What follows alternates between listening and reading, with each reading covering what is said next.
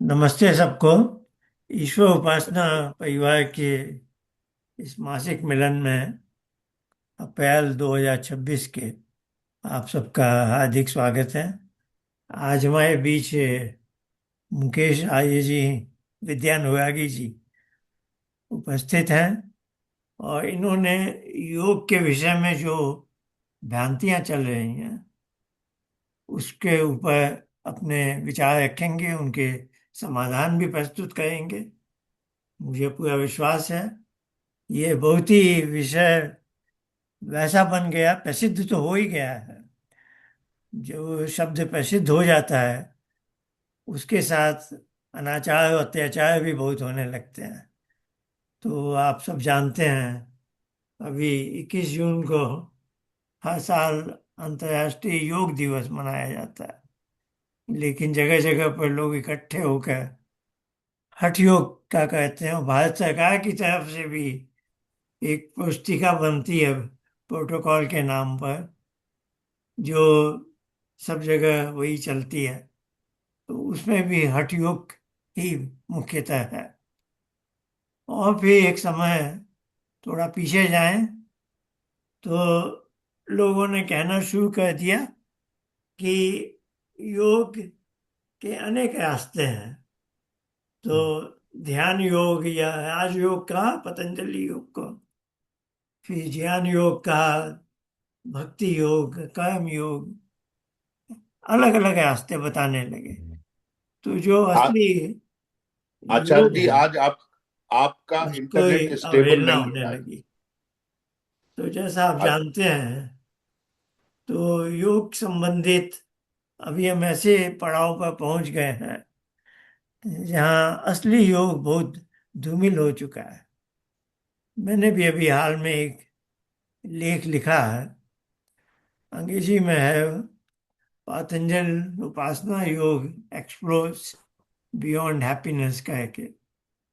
मैंने उस समय न जाने क्यों आवश्यक नहीं समझा कि इसका हिंदी रूपांतर भी बनाऊं, क्योंकि मेरे मन में था कि इसमें जो बातें हैं वो अधिकांश मैं अपने सांख्य भाष्य में लिख चुका हूँ। और फिर कुछ लोगों ने मुझे बताया है और सुझाव दिया है कि सांख्य भाष्य तो हर कोई नहीं पढ़ सकता, बहुत कठिन है, जटिल है, दुरूह है। तो अब मैंने भी मन बनाया है कि इस लेख का हिंदी रूपांतर भी तैयार करेंगे। तो उस लेख में भी हमने बहुत सी बातें रखी हैं। मुख्य यह रखा है कि पतंजलि योग का भी, योग की जो परिभाषा है, योगश्चित्त वृत्ति निरोध,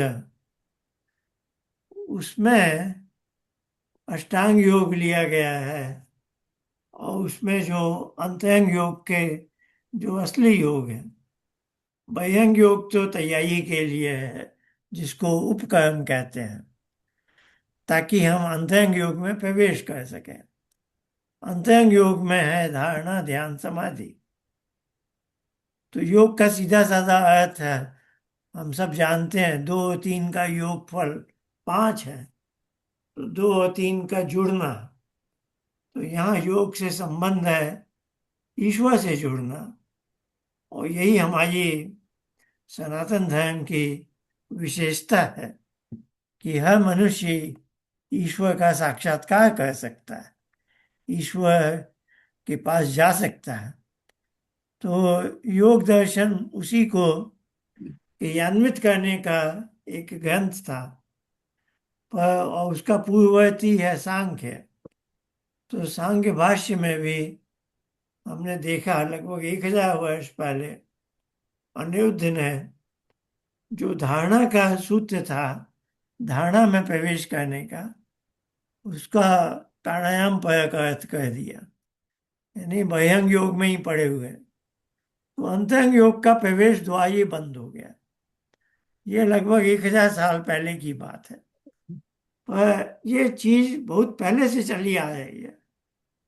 प्रमाण भी हमें पहले के मिलते हैं, क्योंकि सांख्य पर एक टीका है, सांख्य कायिका, वो लगभग 1600 1700 साल पहले की है।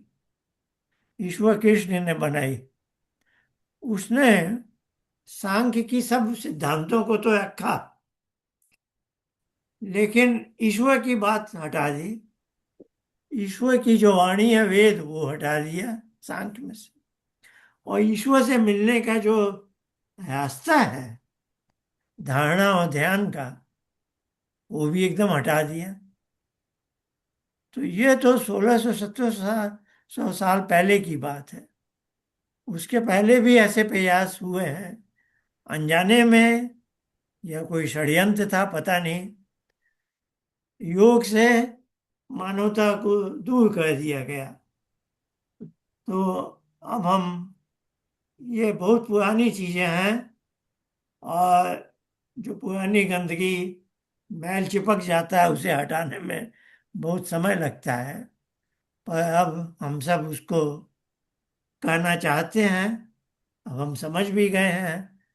तो आज हम मुकेश जी से, उनके मुख से सुनना चाहते हैं, उनकी दृष्टि में योग में जो योग का सुंदर प्रकाश है, उसको धूमिल करने वाली क्या क्या भ्रांतियां हैं, और उन भ्रांतियों का की उपज कहाँ से हो रही है, वो जन्म कहाँ से लेते हैं, और उनका निवारण कहाँ से किया जा सकता है। तो आइए, मैं मुकेश जी को आमंत्रित करता हूँ। मुकेश जी, आइए। सादर नमस्ते आचार्य जी। अन्य सभी को भी सादर नमस्ते। नमस्ते।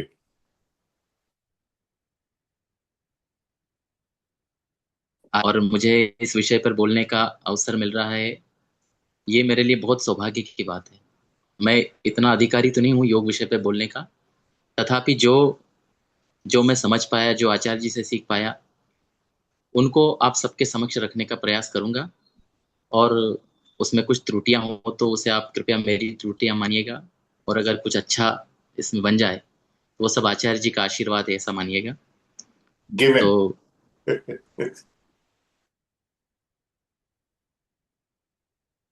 मैंने अन्य आचार्यों से सीखा था, उस सबको मिला करके पूज्य आचार्य जी से जो निष्कर्ष के रूप में मैंने योग और सांख्य को सीखा, उस विषय को आपके समक्ष रखूंगा। तो ये विषय बहुत महत्वपूर्ण है। इस विषय को मैं प्रारंभ करने जाऊं इसके पहले आचार्य जी से पुनः अनुमति चाहता हूं। जी आचार्य जी। तो मैं प्रारंभ करता हूं। योग विषय में बहुत सी भ्रांतियां में कुछ बातें रखी। मेरी जो मैंने जो बिंदु बनाए उसमें ये भी थे, तो मैं इन्हीं से शुरुआत करता हूँ। सबसे पहली भ्रांति योग के विषय में यही है कि आज हठ योग को योग समझा जाता है। आज आप पाठ्यक्रम देख लीजिए, चाहे योग विषय के जो विश्वविद्यालय के पाठ्यक्रम है, अथवा बड़े बड़े संस्थान आज जो योग के चल रहे हैं देश में विदेश में, वो सब हठ योग को, आसनों को, प्राणायामों को और इनके विभिन्न वेरिएंट्स, उन्हीं को प्रचारित करते हैं और उन्हीं को योग के नाम से प्रचारित करते हैं। तो ये अपने आप में एक बहुत बड़ी भ्रांति है। योग चित्त का विषय है, मन का विषय है, आत्मा परमात्मा का विषय है, जिसे केवल शरीर तक ही सीमित इन लोगों ने कर दिया। तो ये पहली भ्रांति है। और दूसरी भ्रांति वही जो आचार्य जी ने अभी हमें संकेत किया था कि आज योग को अनेक नामों से जाना जाने लगा। कहीं ज्ञान योग, भक्ति योग, कर्म योग, लय योग, सहज योग, ऐसे कई नाम आज योग के संबंध में प्रचारित हैं। और सबने अपने अपने संस्थान, अपनी अपनी दुकानें खड़ी कर रखी इनके नाम पर। तो केवल योग ही है। और ये जो अलग अलग संस्थान जिन्होंने अपने अपने प्रमुख नाम दे रखे हैं योग के, वो एक दूसरे के विरोधी भी हैं। आपने कई बार ये सुना होगा, जो भक्ति मार्ग के लोग हैं वो यह कहते हुए पाए जाते हैं कि हमें मोक्ष से क्या लेना देना, हम ज्ञान मार्गी नहीं है, ये तो ज्ञान मार्ग के लोगों का कार्य है। तो उन्होंने ज्ञान और भक्ति को और कर्म, इनको अलग अलग समझ रखा है। जबकि योग के अंतर्गत ही ज्ञान, कर्म और उपासना है। इस आशय को हमें बड़े अच्छे से समझाया था। और अभी हमारे क्षेत्र में, मैं क्षमा चाहूंगा, थोड़ा सा मौसम खराब चल रहा है, इसलिए बीच बीच में लाइट जा रही आ रही है। तो एक महत्वपूर्ण विषय एक महत्वपूर्ण विषय और भी, एक भ्रांति समाज में चलती है जो बहुत महत्वपूर्ण है, आप इस पर ध्यान दीजिएगा। आज वैदिक सिद्धांत के ज्ञान से रहित व्यक्ति को भी योगी समझा जाता है। ये जितने भी योगी हुए हैं, अलग अलग उनके विचार मत थे। कोई अद्वैत वेदांत के हैं, कोई द्वैतवादी हैं, कोई अलग अलग मतवादी हैं, वो सब योगी कहलाते हैं। लेकिन जो योग है वो वेद सम्मत है। योग के सिद्धांत वेदों के अनुकूल हैं। और हम महर्षि पतंजलि जी को देखें, उन्होंने भी योग के सिद्धांत वेद के त्रैतवाद को लेकर के ही दिए हैं। उन्होंने दृक् शक्ति कह करके, पुरुष कह करके आत्मा का अस्तित्व माना है, और पुरुष विशेष कह के ईश्वर का अस्तित्व भी माना है। इन तीनों तत्वों को माना है, तीनों को अनादि मान करके वे योग की व्याख्या करते हैं। किंतु हमारे देश में आज भी ऐसे बड़े बड़े नाम प्रचलित हैं जो योगी कहलाते हैं, किंतु वे अद्वैतवादी हैं। वे जीव और प्रकृति की सत्ता को ही नहीं मानते हैं। तो कोई द्वैतवादी है, कोई अलग अलग पंथ के लोग हैं। तो उन लोगों ने योग को जो है धूमिल कर रखा है। योग वेद के त्रैतवाद के अनुसार ही है, जैसा कि मैंने अभी पतंजलि जी का उदाहरण। बात है कि हम इस बात को समझे कि योगी वही हो सकता है जो वेद के त्रैतवाद को समझे, ईश्वर जीव प्रकृति को अनादि माने, वही सच्चे अर्थों में योगी बन सकता है। अथवा मिथ्या धारणाओं को लेकर के, अपनी काल्पनिक पांथिक धारणाओं को लेकर के कोई भी व्यक्ति योगी कहलाए, वो वास्तविक योगी नहीं हो सकता। एक महत्वपूर्ण भ्रांति और भी योग के विषय में है, और वो यह है कि चमत्कारवाद को योग से जोड़ रखा है। प्रचलित कर रखी है कि वे योगी ऐसे थे जिन्होंने अपने रूप बदल लिए, शरीर बदल लेते थे, कोई एक शरीर से छोड़ के दूसरे शरीर में चले जाते हैं। तो कहीं ऐसा माना जाता है कि जो योगी है वो शेर का स्वरूप धारण कर सकते हैं, सर्प का स्वरूप धारण कर सकते हैं।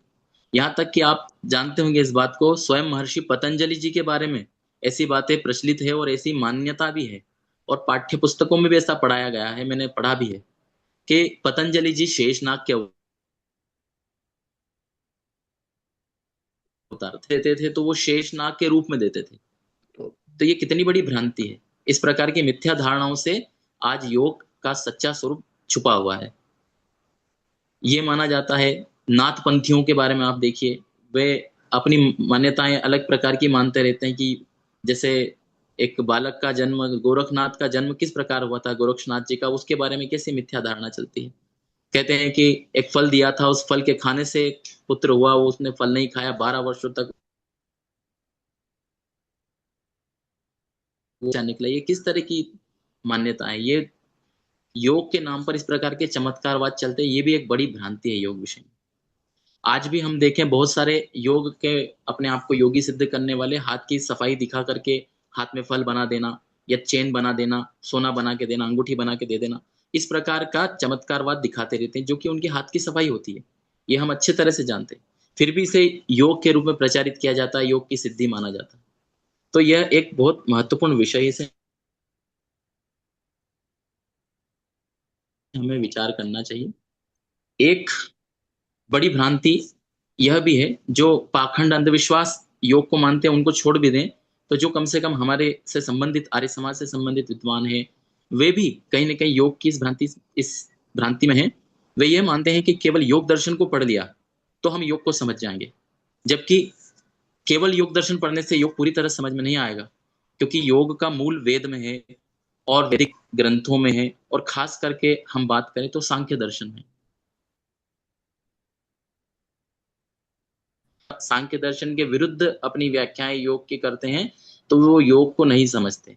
जैसा पूज्य आचार्य जी ने मानवता के ऊपर एक बड़ी कृपा की और सांख्य का एक उपासना उद्धारक भाष्य बनाया, जिस विषय में हमने पिछले 6 महीने पहले एक सत्र किया था, जिसमें उस विषय पर चर्चा भी की थी।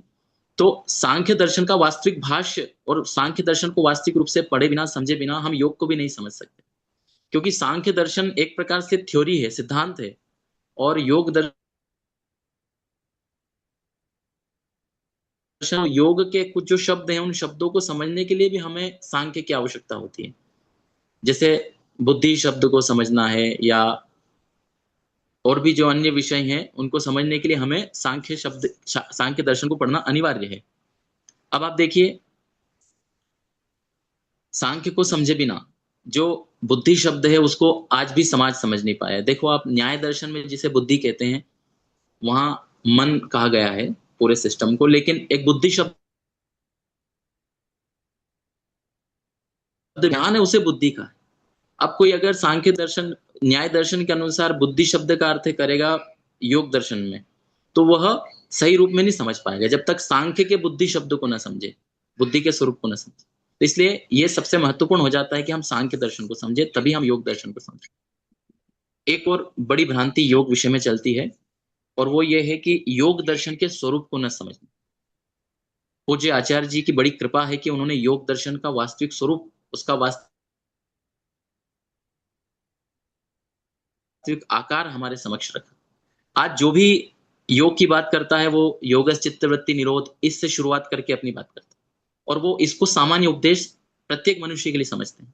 जबकि पूज्य आचार्य जी ने महर्षि पतंजलि जी और महर्षि कपिल जी के इस सिद्धांत को समझ करके बड़े ही बुद्धि कौशल से ये हमें समझाया कि योग में 3 प्रकार के जो मनुष्य होते हैं, 3 श्रेणियों के जो मनुष्य होते हैं, उनके लिए विशेष अलग अलग उपदेश दिए हैं। तो हम जब तक इन 3 श्रेणियों को नहीं समझेंगे, 3 श्रेणियों के लिए अलग योग का उपदेश है, मध्यम श्रेणी के लिए क्रिया योग का उपदेश है और हम जैसे सामान्य लोगों के लिए अष्टांग योग का उपदेश है। जब तक हम इनको नहीं समझेंगे तब तक हम योग को पूरी तरह नहीं समझ सकते। अच्छा, पूज्य आचार्य जी ने जो योग का आकार हमें बताया उसको समझने के बाद हमारी कई सारी शंकाओं का भी समाधान हो गया। जैसे कई बार हमें ऐसा मन में उठता था कि कहीं पर तो कहा जा रहा है कि ईश्वर की जो है नाम जप करने से सिद्धि हो जाएगी और कहीं पे कहा जा रहा है एक तत्व का संप्रज्ञात और असंप्रज्ञात समाधि प्राप्त होगी। तो हम इसमें हमेशा शंका रखते थे मन में कि कौन से विषय को कैसे प्रारंभ करें। तो पूज्य आचार्य ने बहुत अच्छे से हमें समझा दिया कि अब हम यम नियम आसन प्राणायाम प्रत्याहार धारणा ध्यान समाधि इस क्रम से सामान्य स्तर के मनुष्य चल करके समाधि को प्राप्त कर सकते हैं। फिर उन्हें असंप्रज्ञात समाधि भी प्राप्त होगी, संप्रज्ञात समाधि भी प्राप्त। तो ये एक बड़ी भ्रांति थी जिसका समाधान पूज्य आचार्य जी ने हमारे लिए किया है। इससे हमारे उपासना का मार्ग भी सरल हो गया। उन्होंने हमें आज जैसे हम सामान्य स्तर के जो व्यक्ति हैं जो थोड़ा स्वाध्याय करना चाहते हैं, अब वे योग दर्शन का स्वाध्याय करने जाएंगे तो वो समापत्ति में जाके अटक जाएंगे। सवितर का समापत्ति, निर्वितर का समापत्ति क्या है, क्षीण वृत्तेर अभिजातस्य मणे गृहतिर गृहिणी ग्राह्येषु, ये क्या है और इनका हमारी उपासना से क्या संबंध है, इस विषय को वो बहुत साधारण साधक नहीं समझ सकते। लेकिन पूज्य आचार्य जी ने जो योग का आकार बताया उससे हमें ये स्पष्ट हो गया कि हमें बस अब अष्टांग योग के मार्ग से समाधि प्राप्त हो जाए। अगर ईश्वर की कृपा से जो ईश्वर प्रणिधान यम नियम के अंतर्गत आता है उस पर चल करके और धीरे धीरे ध्यान धारणा ध्यान समाधि में जाकर के उस अवस्था पर पहुंच सकते हैं जो इस प्रकार से भी पहुंची जाती है। उनके अलग अलग जो है प्रथम अध्याय जो है, जैसा पूज्य आचार्य जी बताते हैं, प्रथम अध्याय जो है प्रथम पाद योग दर्शन का वो उच्च श्रेणी के लोगों के लिए, प्रथम श्रेणी के लोगों के लिए। तो हम अगर अष्टांग योग से प्रारंभ करेंगे तो धीरे धीरे हमारी स्थिति बढ़ करके हम मध्य में बड़ी अच्छी बात है। योग के विषय में एक बहुत बड़ी भ्रांति चल रही है और जो आज हमें चर्चा करना बहुत आवश्यक है और वो है चित्त को न समझना। और इस विषय में मैं पूज्य आचार्य जी का बहुत ही ऋणी हूं और हम सब साधक लोग और सारी मानवता ऋणी है कि उन्होंने इस चित्त के स्वरूप को हमें समझा दिया। हजारों वर्षों से चित्त के स्वरूप को किसी ने नहीं समझा था, जिसे पूज्य आचार्य जी ने निकाल के हमें बताया, जिसे पूज्य आचार्य जी ने हमारे समक्ष रख दिया कि जब भी हम योगस चित्त वृत्ति निरोध कहते हैं और चित्त को ही नहीं समझते तो हम किसका निरोध करें, कैसे समझेंगे, किसकी वृत्ति को निरोध करें। तो इस विषय में अलग अलग लोग मान्यता करते हैं। जैसे बहुत सारे लोग चित्त का अर्थ बुद्धि लेते हैं, कोई जो है मन लेते हैं, तो कोई समग्र रूप से पूरे सिस्टम को, जो हमारा माइंड जिसको कहते हैं, जो पूरा मन है वैशेषिक में जिसे, उसको चित्त कह देते हैं। सारा जो सिस्टम में समग्र रूप से चित्त कहते हैं। तो ये एक भ्रांति चल रही है, आज भी विद्वानों में इस विषय में विवाद चलते हैं, कई सारी इस विषय में चर्चाएं भी हुई है। तो पूज्य आचार्य जी ने अपने अद्भुत कौशल से इस गुत्थी को सुलझा दिया कि चित्त है क्या, और इतनी आसानी से कि एक साधारण व्यक्ति भी समझ सकता है चित्त क्या है। पूज्य आचार्य जी ने हमें बताया कि जो बुद्धि है वह चित्त है, परंतु जो सामान्य बुद्धि है, जो अपने डिफॉल्ट अवस्था में रहती है, जो अध्यवसाय करती रहती है, विचार करती, विचारों को रोक देती है, विचार करना अर्थात जिसको हम कहें अध्यवसाय करना रोक देती है, निश्चय करना रोक देती है, और विचार शून्य की अवस्था होती है, उस समय बुद्धि चित्त बन जाती है। और बड़े सुंदर उदाहरण से उन्होंने हमें समझाया कि जैसे हम जागते रहते हैं, विचार करते रहते हैं, तो हमारी बुद्धि कार्य कर रही है, और जब हम सोने जाते हैं तो हमें नींद नहीं आती। तो जब नींद नहीं आती तो इसका मतलब ये कि हमारी बुद्धि कुछ ना कुछ विचार कर रही है, कुछ ना कुछ उसमें क्रियाएं चल रही है,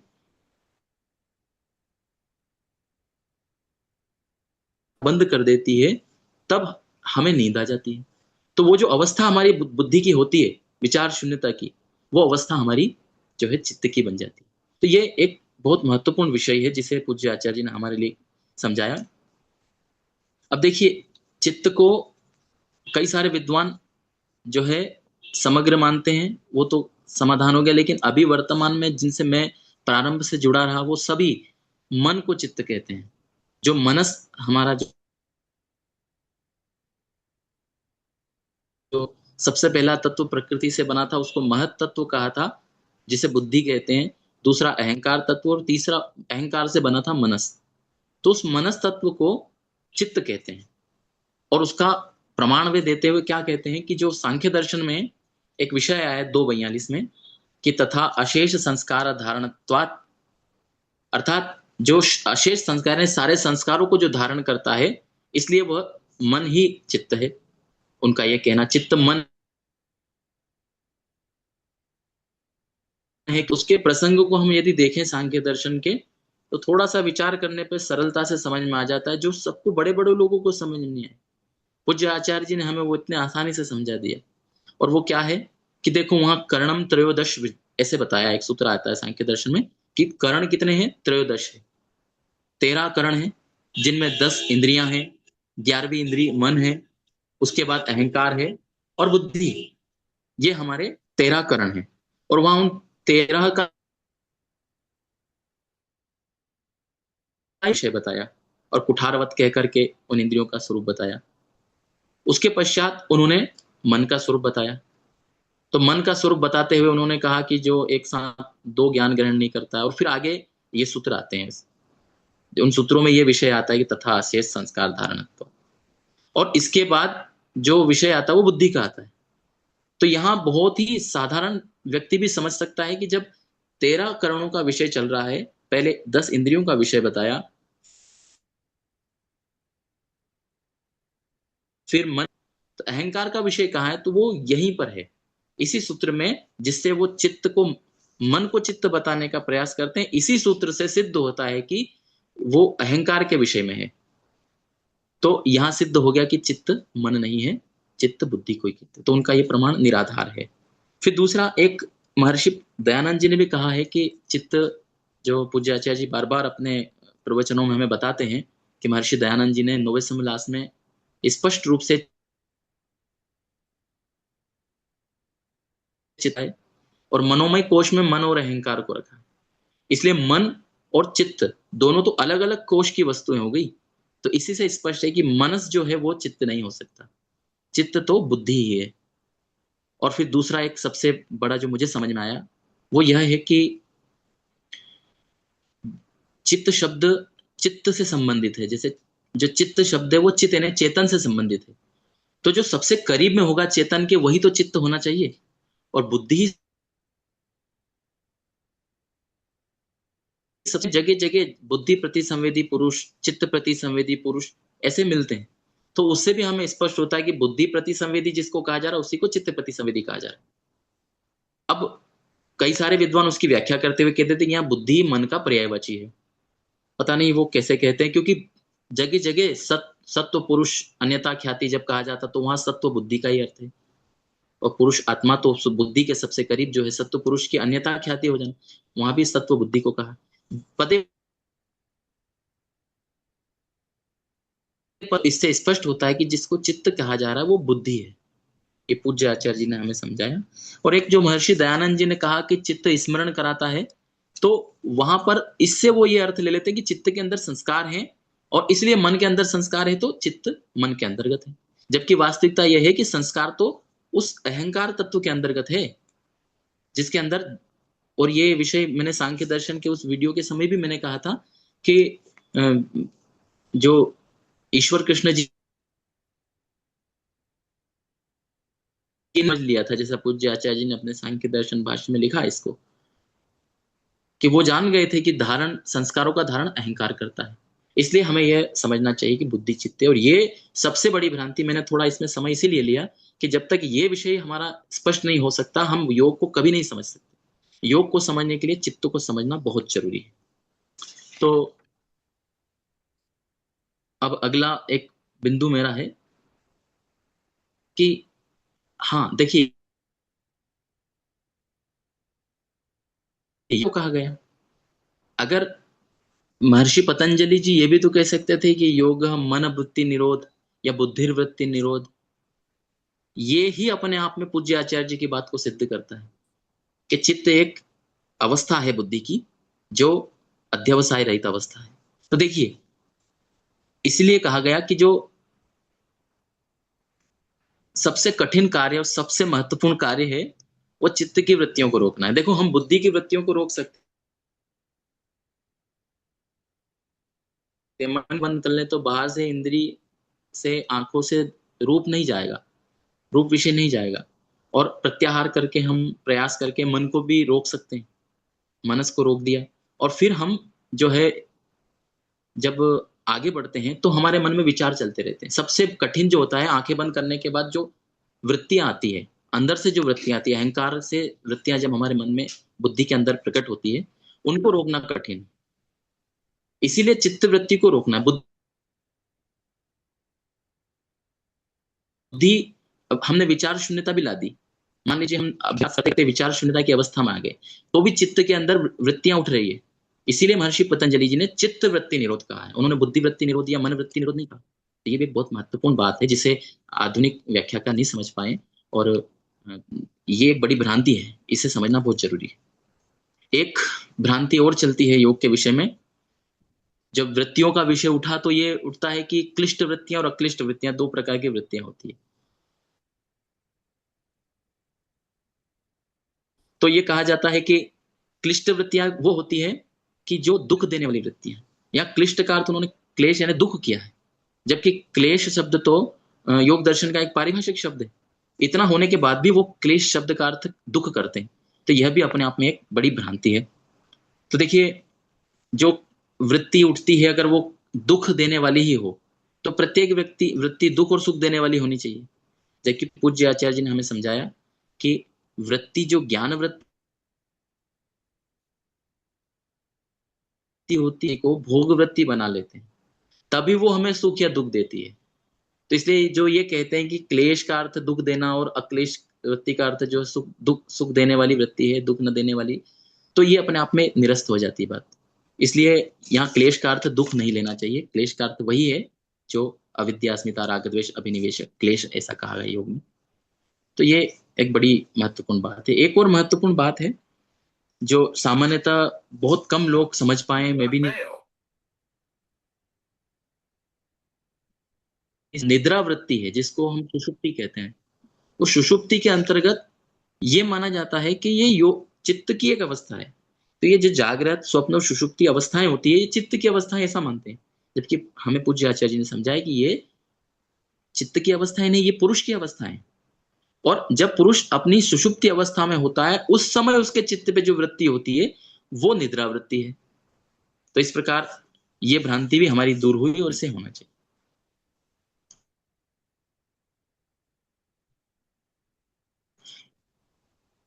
ओम जप की विधि के बारे में, जैसा महर्षि पतंजलि जी ने योग में स्पष्ट कह रखा कि हमें किस मंत्र का जप करना है, तो कहा तस्य वाचक प्रणव तज्जपस तदर्थ भावना। उस परमात्मा का नाम ओम है, उस ईश्वर का नाम ओम है, और उसी का जप करना चाहिए। किंतु फिर भी देखिए आप, योग के नाम पर देश में अलग अलग जितने पंथ हैं, कोई किस चीज का जप करा रहा है, कोई हरे कृष्ण मंत्र का जप करा रहा है, कोई किस बात का मंत्र अर्थ करा जप करा रहा है, तो कोई कहते हैं राधा राधा का नाम। जब ओम जप की बात कहता है तो हमें ओम का जप करना चाहिए। अच्छा, जो ओम का जप करते हैं वे भी एक भ्रांति में है। वे ओम जप कैसे करना चाहिए उसके तरीके को नहीं जानते, उसके स्वरूप को नहीं जानते।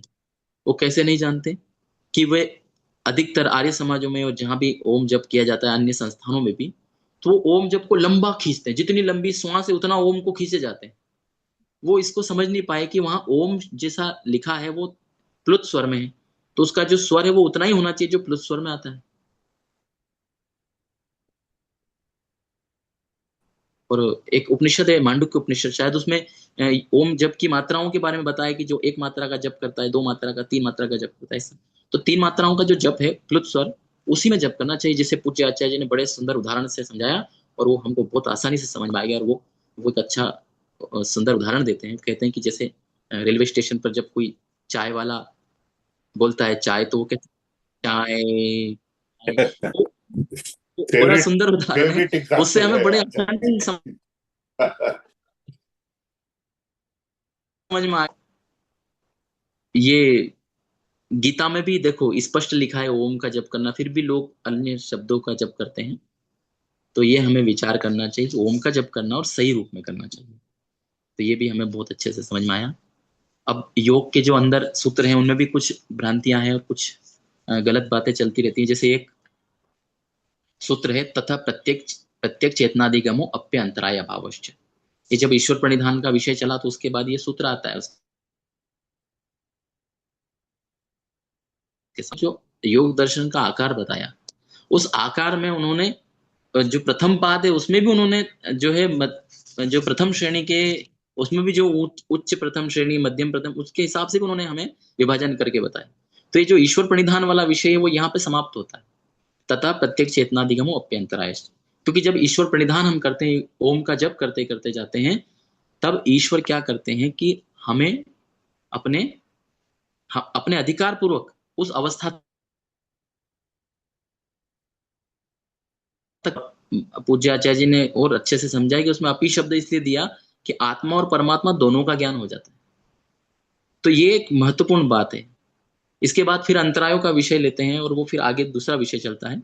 तो मेरे मन में एक प्रश्न उठता था कि जब यहाँ ईश्वर प्रणिधान से हमें आत्मा का ज्ञान हो गया, परमात्मा का ज्ञान हो गया, तो फिर ये आगे का विषय विस्तार क्यों किया जा रहा है?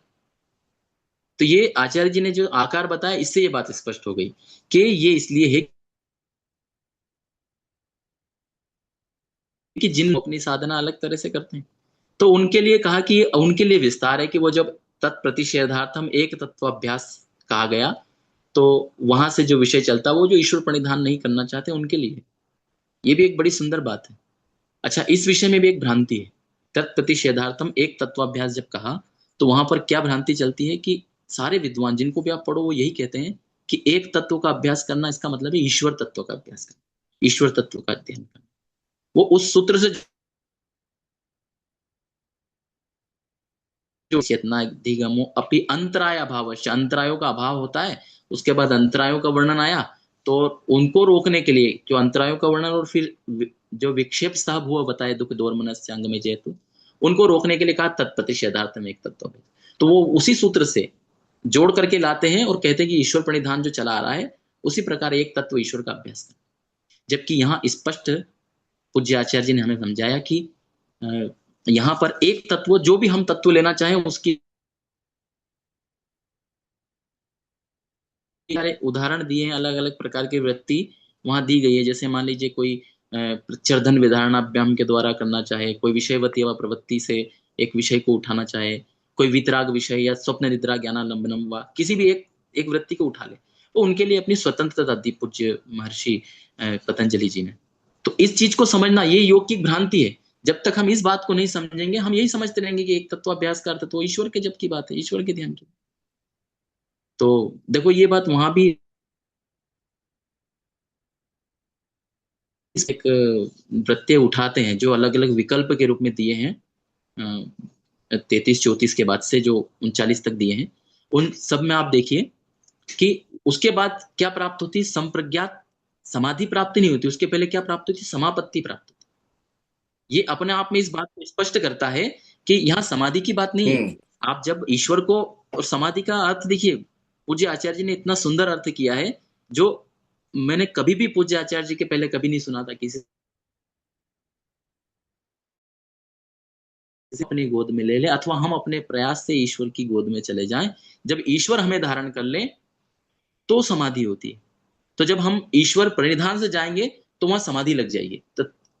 जो कहा तथा प्रत्यक्ष चेतना दिगम उससे, और जो ये कहा कि हम एक तत्वाभ्यास से जाएंगे, प्रत्यय लेकर के जाएंगे, तो वहां समाधि नहीं लग रही, वहां पे समापत्ति हो रही है। और वो समापत्ति उस योग्य हम हो गए तो फिर परमात्मा हमें संप्रज्ञात समाधि देते हैं। तो देखो, समापत्ति और समाधि में भी एक अंतर है। ये एक बहुत महत्वपूर्ण विषय है जी। एक बार और इसको रिपीट देखिए, करिए। जब हम ईश्वर प्रणिधान करते हैं तो ईश्वर प्रणिधान हमारा मन ईश्वर से जुड़ा हुआ है, हम ईश्वर के प्रति समर्पण से जाते हैं। तो ईश्वर क्या करता है कि अपने अधिकार पूर्वक हमें अपनी समाधि में ले लेता है, अपनी गोद में ले लेता है। तो हम ईश्वर प्रणिधान से गए। जो साधक ईश्वर प्रणिधान में रुचि नहीं रखते तो वो सीधे ईश्वर समाधि प्राप्त नहीं कर रहे, वो पहले समापत्ति आया। ये समापत्ति क्या, जैसे उपपत्ति होती है, किसी चीज की उत्पत्ति होती है, तो वो हमारी उस अवस्था की उत्पत्ति हो रही है, वो समाधि नहीं बनी अभी। वो समाधि तब कहलाएगी जब ईश्वर हमें अपनी गोद में ले ले। और जब हम उस योग्य हो जाते एक तत्व का अभ्यास करते करते, तो ईश्वर हमें अपनी गोद में ले लेता है बाद में, फिर उसको समाधि कहा। आप देखिए, महर्षि पतंजलि जी ने भी सवितर का समापत्ति, निर्वितर का समापत्ति, सविचार निर्विचार समापत्ति कहा, और फिर उसके बाद फिर उसको समाधि कहा है। पहले उन्होंने डायरेक्ट समाधि नहीं कहा, जबकि हम देखें एक दोनों कहा वितर्क विचार आनंद अस्मिता रूपानुगमात संप्रज्ञात, अर्थात ये संप्रज्ञात समाधि है, वितर्क विचार आनंद अस्मिता। परंतु वहां समाधि नहीं कह रहे, वहां समापत्ति कह रहे हैं। तो वो इसलिए कह रहे होंगे कि अभी ईश्वर ने उन्हें गोद में नहीं लिया, वो अपने सामर्थ्य से जो है धीरे धीरे एक तत्व का अभ्यास करते करते उस अवस्था में पहुंचे हैं, फिर ईश्वर उन्हें अपनी गोद में ले लेगा तो वो समाधि में आ जाएंगे। ये मुझे समझ में आया, इसमें कितना सही गलत है पूज्य आचार्य जी बाद में हमें समझा देंगे। तो थोड़ा सा और कुछ बिंदु है उनको विषय है कर्माशय के बारे में। जब हम साधन पाठ पढ़ते हैं तो जो 12वां सूत्र आता है कि, और 13वां सूत्र, इन दो सूत्रों में 2-3-4 सूत्र हैं, उनमें कर्माशय और कर्म का बड़ा सुंदर विवेचन महर्षि पतंजलि जी ने किया। उस विषय को कई बार मैंने पढ़ा भी सही, व्यास भाष्य भी पढ़ा, पर कभी समझ में नहीं आया। परंतु पूज्य आचार्य जी ने जिस प्रकार से समझाया, उसे एक साधारण से साधारण स्वाध्याय करने वाला भी समझ सकता है। उन्होंने चित्र बना करके कर्माशय क्या है, उसके किस तरह के भाग है, और ये दृष्ट अदृश्य क्या है, एक विपाकी क्या है, एक भविक क्या है, अनेक भव पूर्विक क्या है, इन सब शब्दों को बहुत आसानी से उन्होंने समझाया। देखो, मैं आपको और इसको बहुत सरलता से जो पूज्य आचार्य ने समझाया उसको लेता हूं कि जैसे जब हम इस जन्म को प्राप्त करते हैं, किसी भी जन्म को प्राप्त करते हैं, तो पिछले जन्म से जो हमने कर्म किए थे उन कर्मों का एक संचय होता है। वो संचय भी 2 भागों में होता है, तो प्रधान और उपसर्जनी नाम से व्यास भाष्य में लिखा है, जिसे पूज्य आचार्य जी ने चित्र बना के समझाया। तो जो प्रधान कर्माशय है उससे तो हमें त्रिविपाकी अर्थात 3 प्रकार के फल, जिसे जाति आयुर्भोगा का है, तो प्रधान कर्माशय से हमें मिलता है। इस प्रधान कर्माशय के अलावा एक उपसर्जनी कर्माशय होता है, जिसमें हमारी अनंत जन्मों की वासनाएं, अनंत जन्मों के कर्म संचित है, वो हमारे साथ रहता है। अब जो प्रधान कर्माशय था उससे तो हमें ये जन्म मिल गया, जाति मिल गई, आयु मिल गया, भोग मिल गया। जो उपसर्जनी कर्माशय है उसमें क्या होता है कि उसमें पिछले जन्मों के, कई जन्मों के हमारे कर्माशय रखे हुए हैं, और पिछले जन्म के भी कुछ उसमें चले गए। अब वो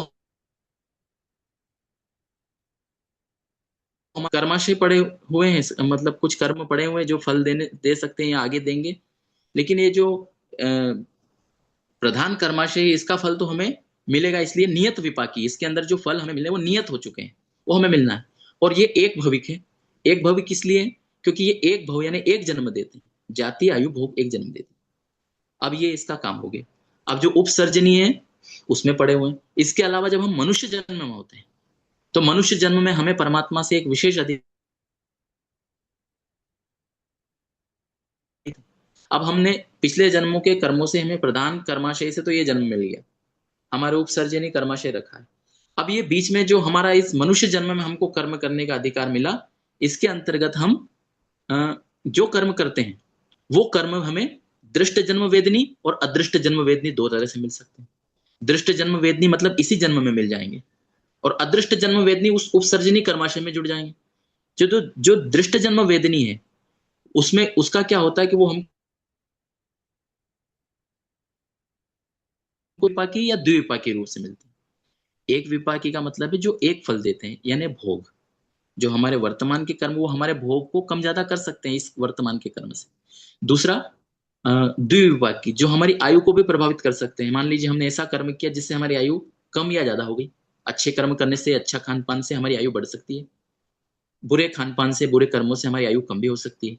तो जो हमें प्रधान कर्माशय से जो मिले थे जाति आयु भोग, उसमें भोग जुड़ भी सकता है और कुछ भोग हमारे वर्तमान के कर्म है उनसे हमें ये भोग और आयु का जो है द्विविपाकी और एक विपाकी दृष्ट कर्माशय का फल मिल सकता है। अब उसमें से भी कुछ कर्माशय जो अदृष्ट जन्म वेदनी है वो उपसर्जनी कर्माशय में मिल जाएंगे। उसमें जो हमारा अनंत काल से चला आ रहा है उसको अनेक भव पूर्विक कहा है, क्योंकि वो अनेक भव अनेक जन्मों से संग्रहित हो रहा है। अनादि वासना, संचित संचित आचार्य जी, संचित हाँ शब्द का उसको इस्तेमाल संचित कह करते सकते हैं। हैं। हाँ संचित जी कर्माशय वो हमारा जी। उन शब्दों का प्रयोग कर रहा हूँ जो व्यास भाष्य में है। उन्हीं को हम समझ नहीं पाते थे, इसलिए मैं उन्हीं शब्दों का प्रयोग कर रहा हूँ, और पूज्य आचार्य जी ने भी उन्हीं शब्दों से हमें समझाया था। तो जो इस जन्म में हमने कर्म किए वो हमारे उस उपसर्जनी में भी चले गए, जो अदृष्ट जन्म वेदनी। तो वो अदृष्ट जन्म वेदनी जो उपसर्जनी कर्माशय में गए, अब वो अगले जन्म में हमें प्रधान कर्माशय में और उपसर्जनी कर्माशय के रूप में जाएगा। अगर हम मनुष्य में गए तो फिर वहां कर्म करने का अधिकार रहेगा, और अगर मनुष्य जन्म में नहीं गए तो जो जाति आयु भोग प्रधान कर्माशय। अच्छा, उस उपसर्जनी कर्माशय में जो अदृष्ट जन्म वेदनी है, अनियत विपाकी और नियत विपाकी दो होते हैं। उसमें से भी जो विपाक हो जाता है वो मिल जाते हैं। वो कैसे मिलते हैं? तो उसमें महर्षि व्यास जी ने स्पष्ट लिखा है कि उसमें जो अनियत विपाकी कर्माशय है उसकी तीन गति होती है। एक तो उसमें से कुछ अभी हमारे प्रधान के साथ मिलके फल दे सकते हैं, जैसे हमारा इस मनुष्य जन्म हमें मिला प्रधान कर्माशय से, प्रबल कर्मों के साथ मिल करके हमें फल दे देते हैं। दूसरा एक ऐसा बताया कि जो कुछ बिना फल दिए ही नाश हो जाता है, नष्ट हो जाते हैं। और एक बताया कि जो दबे पड़े रहते हैं, जो अगले जन्मों के लिए आगे चले जाते हैं। तो इसमें भी एक बात है कि जो विनाश हो जाने की जो बात कही, तो एक वो जो सिद्धांत चलता है हमारा कि कर्म बिना फल दिए कभी नष्ट नहीं होते हैं, और अवश्यमेव भोक्तव्यम कृतम कर्म शुभाशुभ। तो इस विषय में भी विवाद चलते हैं, बहुत बड़े बड़े विद्वानों में इस विषय शो के दग्ध बीज करने के बाद बचे रहेंगे या उसका फिर फल मिलेगा, तो उसमें बड़े बड़े शास्त्रार्थ भी हुए हैं, विवाद भी हुए हैं। पूज्य आचार्य जी ने बड़ी बुद्धि कौशल से उसका समाधान कर दिया। उन्होंने उस सिद्धांत को भी बचाए रखा और उसका भी अर्थ कर दिया। देखिए कितनी बुद्धि कौशल का प्रयोग किया। उन्होंने कहा कि जो विनाश वाली बात है वो नष्ट नहीं हो रहे, क्या हो रहा है कि हमें जो कर्म के फल मिलने चाहिए थे, समय पर मिलने चाहिए, तो थोड़ी देरी हो गई। तो एक प्रकार से वो फल मिल गया। अब मान लीजिए हमें कोई अच्छा, हम बहुत मेहनत कर रहे हैं, कारण है अनियत विपाकी जो विनाश के नाम पे कहे जाए, वो हमें उस कारण से हमें देरी हो रही। तो इस प्रकार से पूज्य आचार्य जी ने इस कर्माशय विषय को बहुत अच्छे से समझाया। तो ये अपने आप में एक बहुत महत्वपूर्ण बात है पूज्य आचार्य जी की, और ये बात इससे को एक बार भ्रांतियों आप का रिपीट निवारण भी। करेंगे? तो आपने भी कहा कि आचार्य जी कैसे उसको समझाते हैं विनाश को। हाँ, हालांकि आचार्य जी ने अपने बुद्धि कौशल से उसको क्लियर कर दिया। उन्होंने ऐसे कहा, हालांकि बहुत सारे विद्वान तो यही मानते हैं कि वो पूरी तरह नष्ट हो जाते हैं, क्योंकि मुझे आचार्य जी का भी एक जो है झुकाव तो उधर होता है कि जब हमारे क्लेश दग्ध बीज हो जाएंगे तो क्लेशों के अभाव में वो कर्माशय फल नहीं दे सकता। परंतु जब हम इस भोग काल में चल रहे हैं अभी, तो वो जो लिखा है कि विनाश होता है कर्माशय का, तो वो कर्माशय क्या होगा कि वो हमें कोई हमारा फल मिलना है किसी कर्म का, दृष्ट जन्म वेदनी का ले लीजिए। दृष्ट जन्म वेदनी में हमने पुरुषार्थ किया, इस जीवन में चल रहे हैं और हमने बड़ी मेहनत की धन कमाने की, पर बहुत समय तक हमें धन नहीं मिल पाता है पाती है। तो ये बातें देर से समझ में आना या धन बाद में मिलना या ऐसी जो भी घटनाएं होती है वो उसके कारण हो जाती है। ऐसा पूज्य आचार्य जी ने मुझे लगता है ऐसा समझाया था। अगर मैं कहीं गलत हूँ बट तो आचार्य जी से निवेदन इसे इसका आप में क्लियर कर्म कर फल दीजिए। विनाश से कैसे संबंध हुआ, मैं ये नहीं समझा। हाँ, मैं तो ऐसा ही समझा कि वो विनाश हुआ मतलब एक प्रकार से विनाश भी नहीं हुआ और उस तरह से फल भी मिल गया। तो अब देखिए इसमें मैं इतना ज्यादा समझ भी नहीं पा रहा हूँ, अब इसको पूज्य आचार्य जी ही क्लियर करेंगे, मैं उनके ऊपर ही छोड़ता हूँ इस बात को। तो मैं इसको अब है एक अपुण्य का स्वरूप बताया पूज्य आचार्य। जब कहा ना कि ते ह्लाद परिताप फला पुण्य पुण्य हेतुत्वात्, वो कर धर्म और अधर्म के कारण हमें ह्लाद और परिताप मिलते हैं। तो वहां पर पूज्य आचार्य जी ने एक बड़ी सुंदर बात हमें सिखाई कि एक तो मनुष्य पुण्य करता है और एक पाप करता है, अधर्म करता है, परंतु कभी मनुष्य पुण्य न करे और पाप भी न करे तो भी एक अवस्था होती है अपुण्य की। उन्होंने जो उदाहरण दिया था आपको स्मरण होगा, वहां से निकले तो हमने क्या किया कि उसकी सहयोग कर दिया, सहायता कर दी, तो एक धर्म कमा लिया हमने, पुण्य कर लिया। दूसरा, हमने अधर्म कैसे कर सकते हैं, उसका बटुआ चुरा लिया, चोरी कर ली, तो ये अधर्म हो गया। और हम पुण्य भी ना कमाए, पाप भी ना कमाए, हमने उसे देखा और हम निकल गए, तो हमने क्या किया, अपुण्य किया। तो इस अपुण्य का भी मतलब दुखदायी फल हो सकता है। तो ये भी एक नई बात थी मेरे लिए, इसलिए आप इसको मैंने इस बिंदु में रख लिया अपने विषय में। अब एक बात, एक महत्वपूर्ण विषय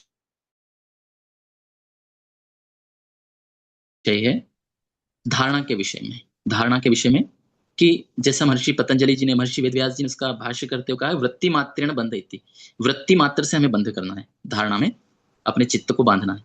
तो वृत्ति मात्रेण का अर्थ कई सारे व्याख्याकार इस तरह कर सकते कि अपने शरीर के अंदर कहीं भी कोई वृत्ति चल रही है, तो ये जैसे हम हृदय के यहाँ कर रहे हैं, तो हृदय की धड़कन चल रही, तो हमें उस वृत्ति को पकड़ना है।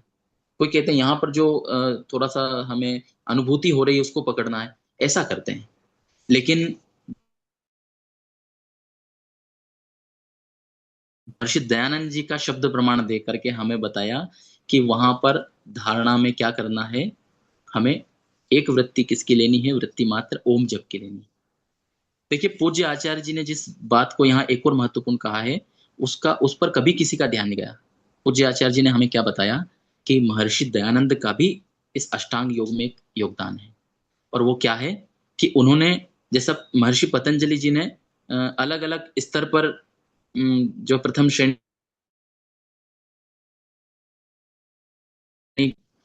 तो उन्होंने प्रथम पाद में अलग विषय बताया, क्रिया योग में थोड़ा अलग और अष्टांग योग में थोड़ा अलग बताया। पर पूज्य आचार्य जी ने धारणा में प्रवेश करने के लिए जो महर्षि दयानंद जी ने कहा कि एक वृत्ति आप ले लीजिए, ओम जप की वृत्ति, और वो मानसिक जप।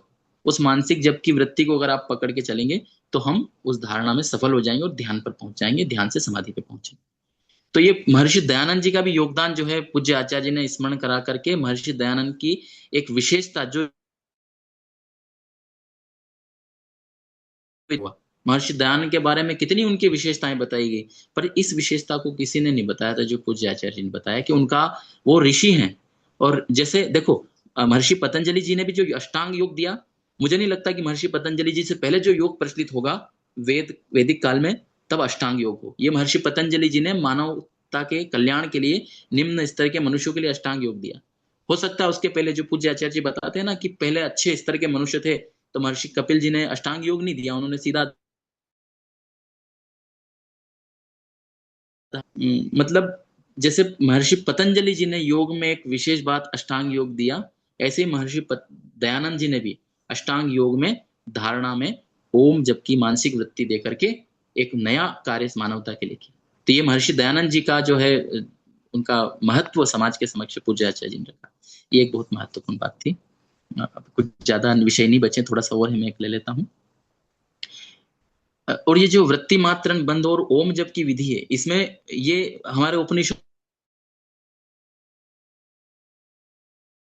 प्रणवो धनु शरो ही आत्मा ब्रह्म तल्लक्षम उच्यते, तो वो उसी, अब देखिए हम साधारण जो आर्य समाजी लोग या साधारण जो लोग संध्या उपासना करते हैं, ध्यान करते हैं, वो ओम जप तो करते ही नहीं है। आप देखिए मंत्रों का पाठ कर लेंगे हम बैठे बैठे, या मंत्रों के अर्थ का विचार भी कर लिया हमने, तो भी ओम जप नहीं करेंगे। ओम जप करेंगे तो उसको अलग दृष्टि से देखेंगे। संध्या उपासना में ओम जप का कोई प्रयोग बहुत कम लोग करते हैं, जो खाली मंत्र पाठ करते हैं। तो देखो ओम जप का प्रयोग करना उस उपनिषद के उस मंत्र से भी जुड़ा हुआ है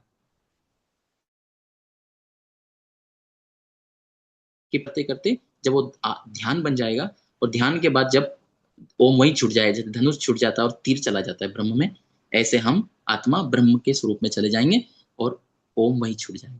तो ये बहुत महत्वपूर्ण बात। दूसरा, धारणा के संबंध में एक और बड़ी भ्रांति है। देखिए, जिसे अभी पूज्य आचार्य जी ने में प्रारंभ में भूमिका में भी लिखा था, जिसे वो अनिरुद्ध ब्लेंडर कहते हैं। ये एक बहुत बड़ी भ्रांति योग विषय में, सांख्य योग के विषय में, कि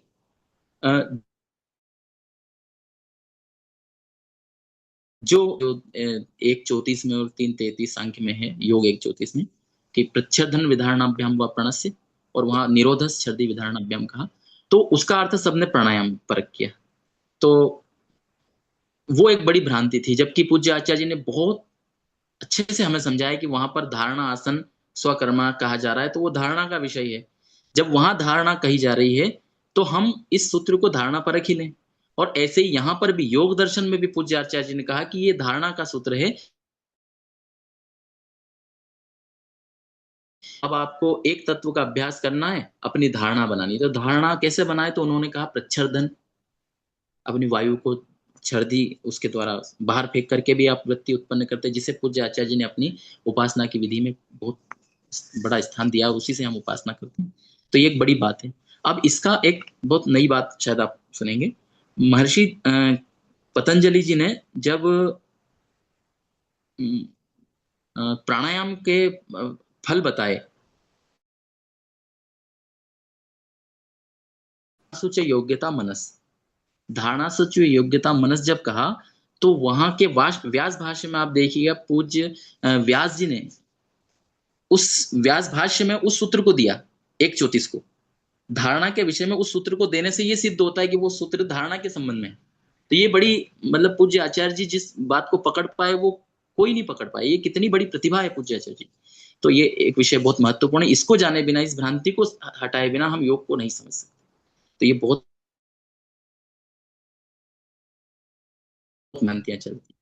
आप देखिए ध्यान के बारे में कितनी तरह की संस्थाएं जो ध्यान करवाती है। कोई आपने सुना होगा प्रेक्षा ध्यान, विपश्यना कराते। विपश्यना तो बड़ी लोकप्रिय है आजकल के युवाओं में, खास करके जो बौद्ध धर्म के तरफ आकर्षित है वो विपश्यना करते हैं। जैन धर्म में प्रेक्षा ध्यान करवाया जाता है। और भी अलग अलग पंथ है, कोई सहज योग से सहज ध्यान करवाता है। वो सब क्या करवाते हैं कि हमारे शरीर के अंदर चलने वाले रक्त संचार को, हमारे शरीर के अंदर एक एक अंग पर वो अपना ध्यान ले जाते हैं। कोई श्वास का ध्यान कर, ध्यान का स्वरूप तो महर्षि पतंजलि और महर्षि कपिल के अनुसार हमें समझना चाहिए। ध्यानम निर्विषयम मन तथा, और जो प्रत्येक तानता ध्यानम का, वो ध्यान का स्वरूप है। और वो कैसे हम समझ सकते हैं, पूज्य आचार्य जी ने हमें बहुत अच्छे से समझाया। देखो कि उसके लिए जो बुद्धि और चित्त का अंतर है वो समझे बिना हम ध्यान को नहीं कर सकते। अब जैसे हम ध्यान करते हैं और हमारा ध्यान में विचार चलते रहते हैं, तो विचार चल रहे हैं तो बुद्धि अपनी अध्यवसाय की अवस्था, अब अध्यवसाय की अवस्था प्रवेश ही नहीं होगा, क्योंकि पूज्य आचार्य जी ने जैसे अंतरंग योग और बहिरंग योग का जो कॉन्सेप्ट हमें समझाया, जो महर्षि पतंजलि जी ने 2 अलग अलग अध्यायों में दिया है, वो इसीलिए तो दिया कि अंतरंग योग अलग है और बहिरंग योग अलग है। तो अंतरंग योग में प्रवेश करने के लिए बुद्धि को विचार शून्य करना पड़ेगा, अध्यवसाय रहित करना पड़ेगा, तभी हम धारणा में प्रवेश कर सकते हैं। और अगर हम विचार ही करे जा रहे हैं, केवल शरीर के अंगों पर विचार कर रहे हैं। अच्छा, इसके अलावा जो हमारे जो विद्वान हैं आर्य समाज के, वो भी क्या करते हैं, को लेकर के विचार प्रवाह चलाते रहते हैं और उसके अनुसार ध्यान कराते हैं। ये भी ध्यान का स्वरूप नहीं है, क्योंकि उसमें भी बुद्धि अभी चित्त नहीं बनी है, बुद्धि अभी अध्यवसायरत है, इसलिए वो भी ध्यान नहीं है। अब इतनी बड़ी बात, इतनी बड़ी बात को नहीं समझ के कोई योग को कैसे समझ सकता है? ये कितनी बड़ी भ्रांति है। हाँ, बड़ी सुंदर बात इसमें एक है कि वो वेद मंत्र का प्रयोग है, संध्या के मंत्रों का प्रयोग, अथवा भजन का, पर ये भावना उपचय के लिए है। अच्छा, और इसमें अगर हम देखें कि भजन गाना या मंत्र पाठ करना ये बुरा नहीं है, भावना उपचय के लिए तो वहां करें, लेकिन उसको रखे कहाँ? अष्टांग योग के अंतर्गत हम इसे देखें तो देखो, अष्टांग योग में धारणा ध्यान आसन, धारणा ध्यान समाधि, धारणा में प्रवेश करने के लिए तो हमें क्या करना पड़ेगा? मन को, बुद्धि को रिक्त करना पड़ेगा। तो फिर ये मंत्र पाठ करके बताया कि इसे प्रत्याहार के अंतर्गत रखना, ये प्रत्याहार है।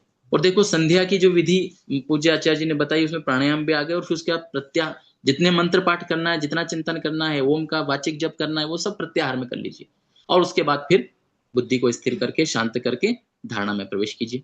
कितने मतलब तरीके से उसे समझाया हमें कि ये प्रत्याहार के अंतर्गत रहना चाहिए। तो वो ध्यान में नहीं पहुंचे। अब जो विचार कर रहे हैं वो अच्छी बात है, लेकिन वो ध्यान नहीं, वो प्रत्याहार है। इसको समझे बिना योग को नहीं समझा जा सकता। तो देखिए, एक बात यहां पर कुछ विद्वान ऐसा कहते हैं कि जब हम ध्यान कर रहे हैं तो देखो, वृत्तियों को रोकना जब कहा तो ऐसा नहीं कि सारी वृत्तियों को रोकना है, क्लिष्ट वृत्तियों को रोकना है। अक्लिष्ट वृत्तियां चलती रहे कोई बुरी बात नहीं, क्योंकि ध्यान में तो विचार करना पड़ेगा और अक्लिष्ट वृत्तियां उठानी है। तो इस प्रकार से करते हैं, जबकि ये ऐसा नहीं है।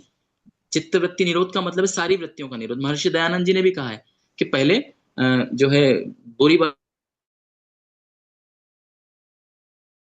विषयों को रोकें मन को, और फिर सत्व गुण में स्थापित करें, और सत्व गुण से भी उसको भी रोकें। यानी ये वही बात है, पहले प्रत्याहार में आए और उसके बाद फिर ध्यान में जाएं। अर्थात क्लिष्ट वृत्तियों को पहले रोकें और फिर अक्लिष्ट वृत्तियों के द्वारा भावना का उपचय करें और प्रत्याहार तक उसको रखें, और फिर उसको भी रोक करके ध्यान में प्रवेश करें, धारणा में प्रवेश करें। तो ये बड़ी महत्वपूर्ण बात है। अब जो ये कहते हैं कि नहीं, हम तो चित्त में तो ध्यान करना ही पड़ेगा, विचार करना पड़ेगा, वहां ध्यान करेंगे, स्मरण करते हुए इस बात को कह रहा हूं। उन्होंने कहा था कि अगर आप चित्त में ईश्वर का ध्यान कर रहे हैं और मूर्ति में ध्यान कर रहे हैं तो दोनों एक जैसी बातें हैं। चित्त में ध्यान करना और मूर्ति में ध्यान करना अलग नहीं है, क्योंकि मूर्ति में ईश्वर तो है पर हम नहीं है, ऐसे चित्त में ईश्वर तो है पर हम नहीं है, हम तो आत्मा है। ईश्वर का ध्यान तो आत्मा में होगा। चित्त के द्वारा हम एक वृत्ति के द्वारा चित्त को रोकना है। अगर हम चित्त के द्वारा वृत्ति ईश्वर की उठाते रहेंगे तो ईश्वर की वृत्ति बनती नहीं। जैसा पूज्य आचार्य जी बताते हैं, ईश्वर की वृत्ति नहीं बनती, तो उसे हम आत्मा के द्वारा ही ध्यान कर सकते हैं। तो इस विषय में ये यहीं तक मेरा विषय था। एक छोटा सा विषय और समाधि के संबंध में ले लेता हूँ। जैसे यही अभी तक हमने पढ़ा सुना समझा था कि समाधि दो प्रकार की है, और योग दर्शन में भी इसी तरह से लिखा है, तो हम उसी को समझते हैं कि समाधि दो प्रकार की, संप्रज्ञात समाधि और असंप्रज्ञात समाधि। जहां समाधि शब्द आता है हम उसको संप्रज्ञात से जोड़ते हैं या असंप्रज्ञात से जोड़ते हैं। लेकिन पूज्य आचार्य जी ने देखो कितनी गजब की बात हमें बताई कि समाधि कीजिए, समाधि में आए।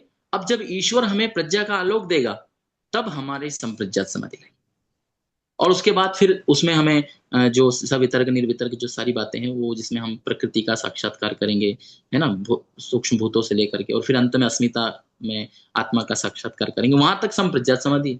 फिर जब हम इससे भी वैराग्य प्राप्त करके इसको रोक करके असंप्रज्ञात में जाएंगे, वहां पर सभी वो जो संस्कार शेष अवस्था जिसको कहा है संप्रज्ञात समाधि को, संस्कार अन्य संस्कार प्रतिबंधी, जो निरुद्ध अवस्था के संस्कार बनेंगे, उस अवस्था के संस्कारों से वो सभी संस्कार दब करके वो निर्बीज हो जाएगी समाधि, तब जाके वो निर्बीज समाधि प्राप्त होगी। तो इस प्रकार समाधि का भी स्वरूप पूज्य आचार्य से हमें सही रूप में सुनने को। तो ये मैं बहुत बहुत धन्यवाद और आभारी हूँ पूज्य आचार्य जी का, उन्होंने अपनी बुद्धि और कौशल से इतना सुंदर समाधान योग का किया। अब मेरा विषय तो यहाँ समाप्त हो रहा है, समय भी काफी हो गया है। एक और छोटा सा विषय अंत में लेकर के मैं अपनी वाणी को विराम दूंगा। जब कहा कि हेयम दुखम अनागतम, जो दुख है वो है जो नहीं आने वाला, तो वो है हेतु क्या है? तो कहा है संयोग है हेतु है। अब वो दृष्ट दृश्यो संयोगो है हेतु, दृष्ट और दृश्य का संयोग, अब यहाँ दृश्य तो उसके कई गुण परमाणु बताएं, पर हम दृश्य से केवल बुद्धि ले लें अभी, क्योंकि बुद्धि से ही हमारा संयोग हुआ है। पूज्य आचार्य जी ने हमें समझाया कि आत्मा का संबंध बुद्धि से हुआ है, परमात्मा ने किया है। वो इसलिए किया है कि वो जिसको हृदय ग्रंथि कहा है पूज्य आचार्य जी, वो हृदय ग्रंथि जो हमारे दुखों का कारण बनता है। तो फिर मेरे मन में प्रश्न उठता था कि जब ये दुखों का कारण है, तो परमात्मा हमें बुद्धि से जोड़ता ही क्यों है, इस संसार से जोड़ता ही क्यों है, हमारा संसर्ग ही क्यों कराता है। तो इसके उत्तर में भी पूज्य आचार्य जी से कहीं सुनने को मिला और समझ में आया कि देखो, परमात्मा तो बड़ा दयालु है। परमात्मा हमारे बंधन के लिए हमको नहीं जोड़ता, परमात्मा तो हमारे कल्याण के लिए हमें बुद्धि देता है। क्योंकि जैसा वो सांख्य दर्शन में एक विषय उठा था कि हमारा बंधन किससे होता है, तो हमारे चित्त के अंदर संस्कार जो है आ जाते हैं, राग द्वेष आदि के, अविद्या के, तो वो अविद्या है, वो तो बाद में है।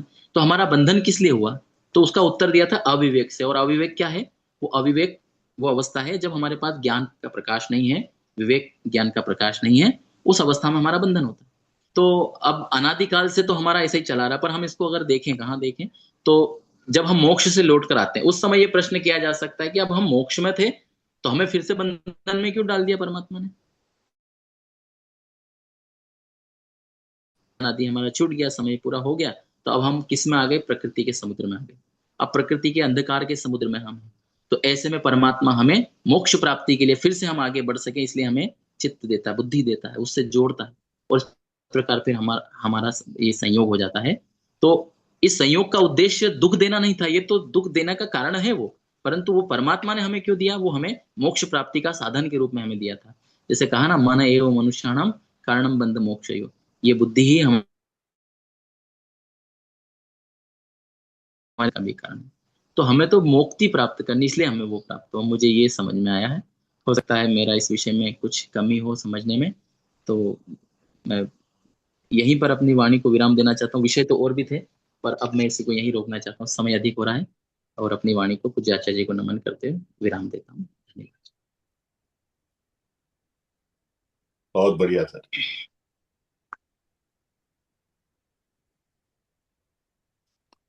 इसमें बहुत अच्छी बात है, बहुत अच्छा आपका जैसे आगे प्रवचन करते हैं, प्रस्तुति बहुत अच्छी थी। आपने बहुत सारे विषयों को लिया है। मैं देख रहा था कि कुछ प्रश्न तो उठते उसी समय उठाएं, कुछ शायद अभी, शायद किसी का कोई प्रश्न है तो अभी उठाएं।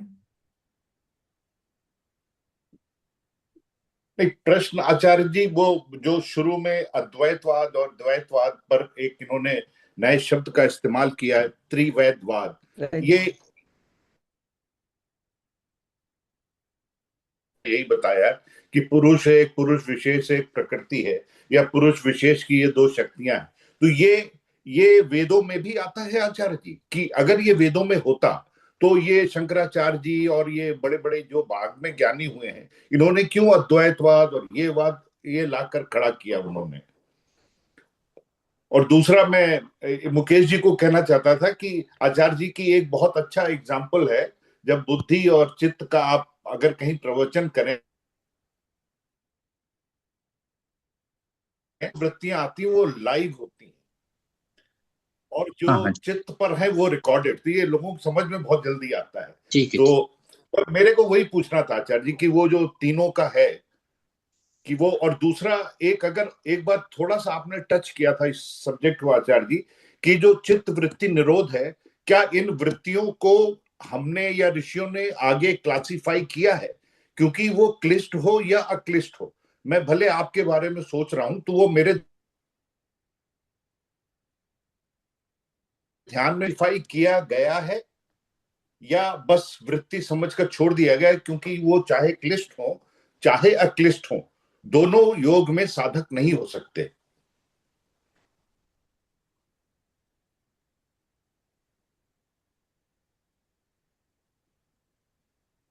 देखिए, ये क्लिष्ट वृत्ति वो है जो हमें संसार के इस बंधन से जोड़ती हैं, और जो वृत्तियां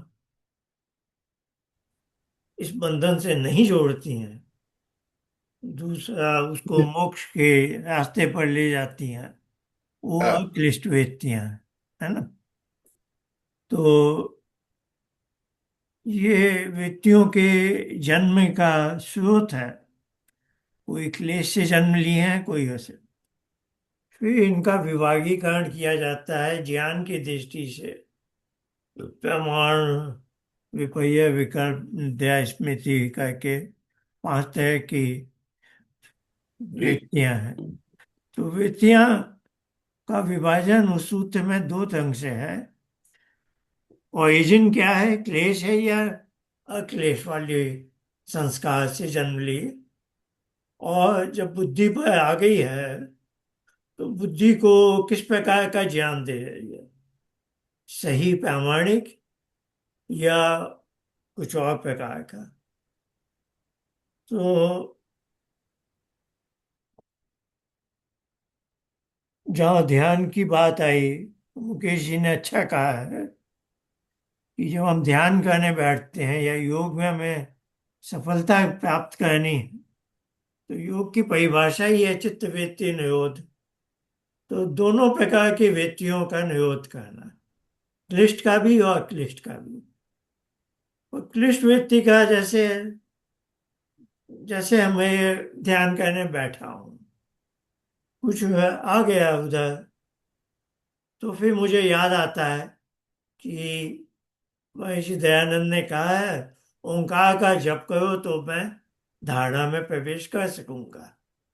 अब ये जो स्मृति आई कि महर्षि दयानंद ने ये निर्देश दिया या पतंजलि ने जी प्रणव जप की बात कही, ये अक्लिष्ट वृत्ति है। ये ओके। अक्लिष्ट वृत्ति आपको याद दिला रही है कि चित्त वृत्ति निरोध में कैसे सफलता प्राप्त करनी है। और इस अक्लिष्ट वृत्ति को भी आप थामे रहेंगे तो चित्त वृत्ति निरोध नहीं होगा। क्या बात है आचार्य जी, बहुत तो सुंदर। इस अक्लिष्ट वृत्ति से की सहायता से चित्त वृत्ति निरोध का अभ्यास करना है ना। तो दोनों ही क्लिष्ट और अक्लिष्ट दोनों वृत्तियों से हमें निरोध करना है। लेकिन अक्लिष्ट वृत्ति हमें सहायक बनती है कि कैसे निरोध करना है ना। तो उनकी सहायता लेकर उनसे भी निरोध करना, उनका भी निरोध करना आवश्यक है। और जो आपने त्रैतवाद द्वैतवाद वाली बात कही, तो ये शब्द अपनी अपनी जगह सब सही हैं। हर विद्वान ने अपने समय में जो गलत मान्यता थी उसको हटाने का उपयोग किया है, उस शब्दावली का उपयोग किया। अब अद्वैत शब्द का सीधा सा अर्थ है वो जहाँ द्वित्व नहीं है, ईश्वर एक है ना। तो अद्वैत शब्द बुरा नहीं है। मैत्रेयी के राजा जगत हो, सब जगह वेद में एक ईश्वर की बात है। तो वो अद्वैतवाद आ गया। द्वैतवाद है कि हाँ भाई, इस जगत में जड़ और चेतन 2 तरह के पदार्थ हैं। त्रैतवाद है कि चेतन पदार्थ सत्ता भी 2 तरह की है। एक ईश्वर का इनफाइनाइट चैतन्य और हम जीवात्माओं का इनफाइनाइटेसिमली लोकलाइज्ड चैतन्य, है ना। तो जिस ढंग से आप देखें तो 3 सत्ता हो गई। तो 3 अनादि तत्व है, ईश्वर, जीवात्मा और प्रकृति। तो योग दर्शन में भी हम योग साधना में बैठे हैं, मैं जीवात्मा हूं। ईश्वर का भी वर्णन है जो एक दूसरी चेतन सत्ता है। और मुझे जो बुद्धि से जोड़ दिया गया, जो इन्होंने कहा दृष्टा दृष्टा और दृश्य का संयोग है, और प्रकृति के माध्यम से, बुद्धि के माध्यम से, तो वो प्रकृति भी एक सत्ता हो गई। तो 3 सत्ताएं तो है सब। तो ये सब दर्शन में है। जो मोक्ष पाना चाहता है वो जीवात्मा है, जो मोक्ष में ईश्वर से मिलना चाहता है वो ईश्वर है। और मोक्ष अभी नहीं मिला है तो मैं संसार में बंधा हुआ हूं, संसार प्रकृति का रूप है ना। तो ये तीन सत्ता तो हर जगह है। हम्म। तो ऐसी कोई बात नहीं है, कोई कहीं भी विरोध नहीं है इन सब बातों का। वो बस शब्दावली है। शब्दावली में किसी ने किसी बात को एम्फेसाइज किया, किसी ने किसी बात को, जैसी उस समय की आवश्यकता थी। हाँ प्रेम जी, बहन जी। हाँ जी आचार्य जी, मेरा इसी में था एक्चुअली, यही बात है। तो बात सिंपल सी, और अनुरागी जी ने इसका कारण भी बताया था जो कि मैं उस टाइम कैच नहीं कर सकी। कि आपने कहा था आपकी पद को स्वीकार करता है, इस स्टेटमेंट को थोड़ा एक्सप्लेनेशन से समझाइए। आपने बोला था जो मुझे मेरे मन को छुआ था, पर मैं एकदम से उसको स्लिप कर गई, तो आप दोबारा बता सकते हैं। आपने कहा योगी वही है जो त्रैतवाद को स्वीकार करता है, कि तीनों तत्वों को, प्रकृति, आत्मा और परमात्मा को स्वीकार करता है। तो आपने उसका कुछ कहा था, तो कैसे? मैं समझ नहीं पाया हूं मैं प्रश्न ठीक से, कोई और बताएगा क्या? जी ने कहा जो त्रैतवाद को स्वीकार करता है। अभी आपने तो कहा कि त्रैतवाद द्वैतवाद में और अद्वैत में खाली समझने की बात है। किसी ने उसको एक ही समझा कि सब ईश्वरी है, किसी ने समझा ईश्वर और प्रकृति है, किसी ने समझा आत्मा ईश्वर में बात, फिर आत्मा परमात्मा और प्रकृति है। मगर अनुरागी जी ने ये कहा था कि जो योगी है वो त्रैतवादी ही होना, त्रैतवाद को ही जो स्वीकार करता है वो हाँ तो योगी वही है। गया क्योंकि ना। उसमें क्या जब मैं आर्ग्यूमेंट? चित्तवृत्ति निरोध की बात कर रहा हूँ, तो यानी मैं जो हाँ, आत्मा है मेरा, वो एक चित्त से बंधा हुआ है। उस चित्त को मैं रोकने का उपाय कर रहा हूँ। तो आत्मा और प्रकृति ये दो तो हो ही गए। और इसमें यदि मैं प्रणव जप का सहारा ले रहा हूँ, तो ईश्वर भी आ गया है ना।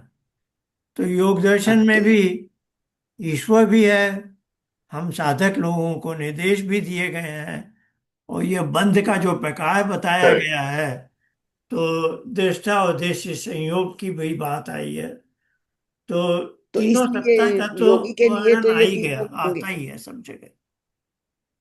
ठीक है, ठीक है। योगी के लिए जब तक ये तीनों नहीं है वो इसकी प्रैक्टिस कैसे करेगा? हाँ, क्योंकि ये तो वो तीन। कर रहा है, वो कर रहा है। और हाँ, एक चित्त तो को है जो योगाभ्यास कर रहा जो कर है। रहा है, जो उसको योगाभ्यास अचीव करना करके चाह रहा है, जिस चीज से छूटना चाहता है वो प्रकृति है, और जिसको पाना चाहता है वो ईश्वर है। और जिसको वो अचीव करना चाहता है वो परमात्मा है। ठीक है, बस यही बात हाँ, मेरे दिमाग में उस टाइम आर्ग्यूमेंट के लिए नहीं आई थी। है ना, धन्यवाद। वो या यही था जी सीधी मेरा तो साधी छोटा बात सा। है। मगर ये हर आचार्य जी दर्शन में जितने आ उ- जाती। हाँ, और किसी का कोई ये प्रश्न? जितने उपनिषद हैं आचार्य,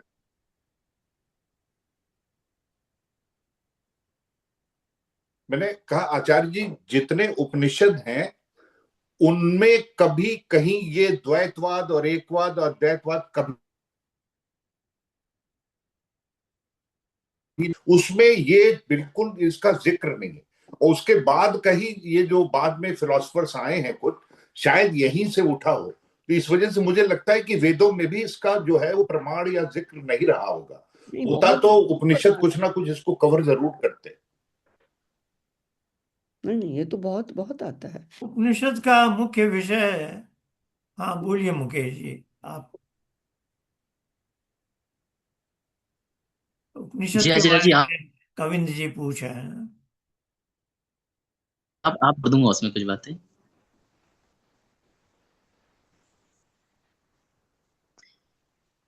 जी आचार्य जी, मैं उत्तर दूं।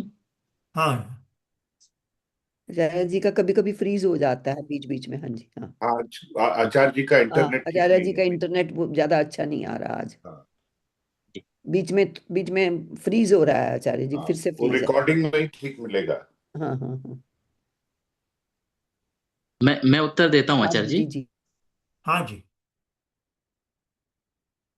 आप उतनी देर में दीजिए। कविंद्र जी, ये द्वैतवाद, अद्वैतवाद या त्वैतवाद, हाँ, ये यही जो मैं शब्द कहना हैं ये चाह तो रहा था। निश्चित रूप से ठीक। हाँ। बात के हैं। हाँ, ये तो निश्चित रूप से बात के हैं।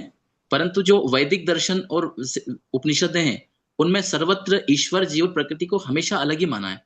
जैसे हर जगह आप देखेंगे उपनिषदों में ये मंत्र भी आता है जो वेद का मंत्र है, द्वा सुपर्णा सयुजा सखाया समानम वृक्षम परिशस् हो जाते, वहां भी तीन की बात है। या और भी जैसे जब स्व को प्राप्त कर लेते हैं और जो जीव है वो करके आनंदी हो जाता है, इसका मतलब परमात्मा को प्राप्त करके आनंद स्वरूप हो जाता है। तो इसका तात्पर्य यही कि वहां पृथकता है ब्रह्म जीव सबकी, है, लेकिन ये जो तीन ही है वहां, सब मध्यकाल जगह तीन ही है। मतलब इस वाद से किसी ने इसको डिस्कस नहीं किया कि कितनी सत्ता है, केवल दो हैं, ये विषय नहीं आता कहीं।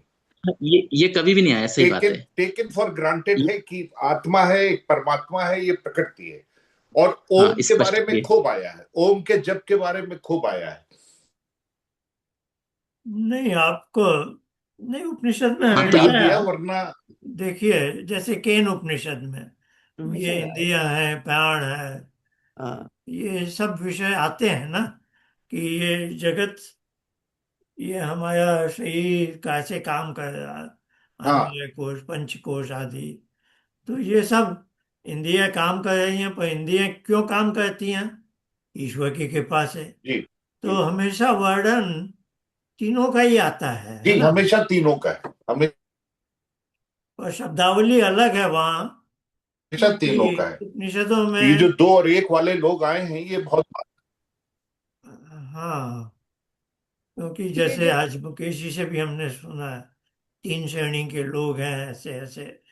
तो उपनिषद युग में अधिकांश सब लोग उत्तम श्रेणी ऊपर। वाले हैं, जी जी। उनके लिए उपदेश है ना। हम्म। मगर आचार्य जी, उपनिषदों में अष्टांग योग का बहुत बार जिक्र हुआ है। बिल्कुल होगा, नहीं है, अलग संसार अलग रियल ढंग से, नहीं है, उस बात से भले ही वो आप तो शब्दावली वैसी नहीं हो। अब जैसे सांख्य में भी अष्टांग योग नहीं है, पर हाँ धारणा ध्यान समाधि है, और आसन है।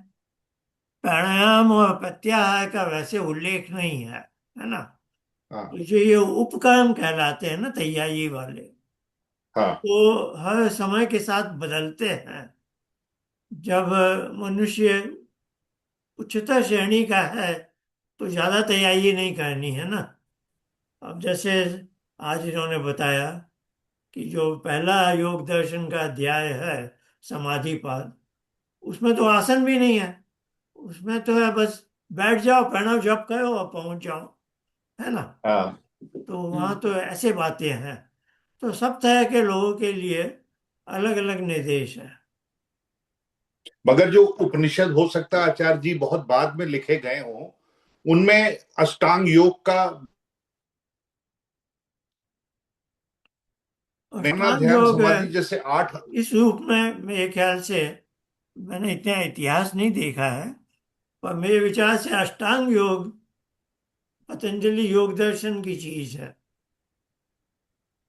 मैंने आचार्य जी, हो सकता है ये प्रक्ष क्या बोलते हो आप, मिसाइल्स, मैंने पूरे 108 पढ़े आचार्य जी श्री राम शर्मा जी के, और उसमें ये शब्द आया है एक दो बार, और कुछ बार में 8 अंगों की जगह 6 अंग दिए हैं, उसमें अष्टांग नहीं लिखा अच्छा, मुझे दिखाइएगा है। ऐसे। तो उपनिषदों कुछ में है, हो सकता, हाँ कुछ हो सकता है ये कुछ एक बाद में लिखे उपनिषद गए हों।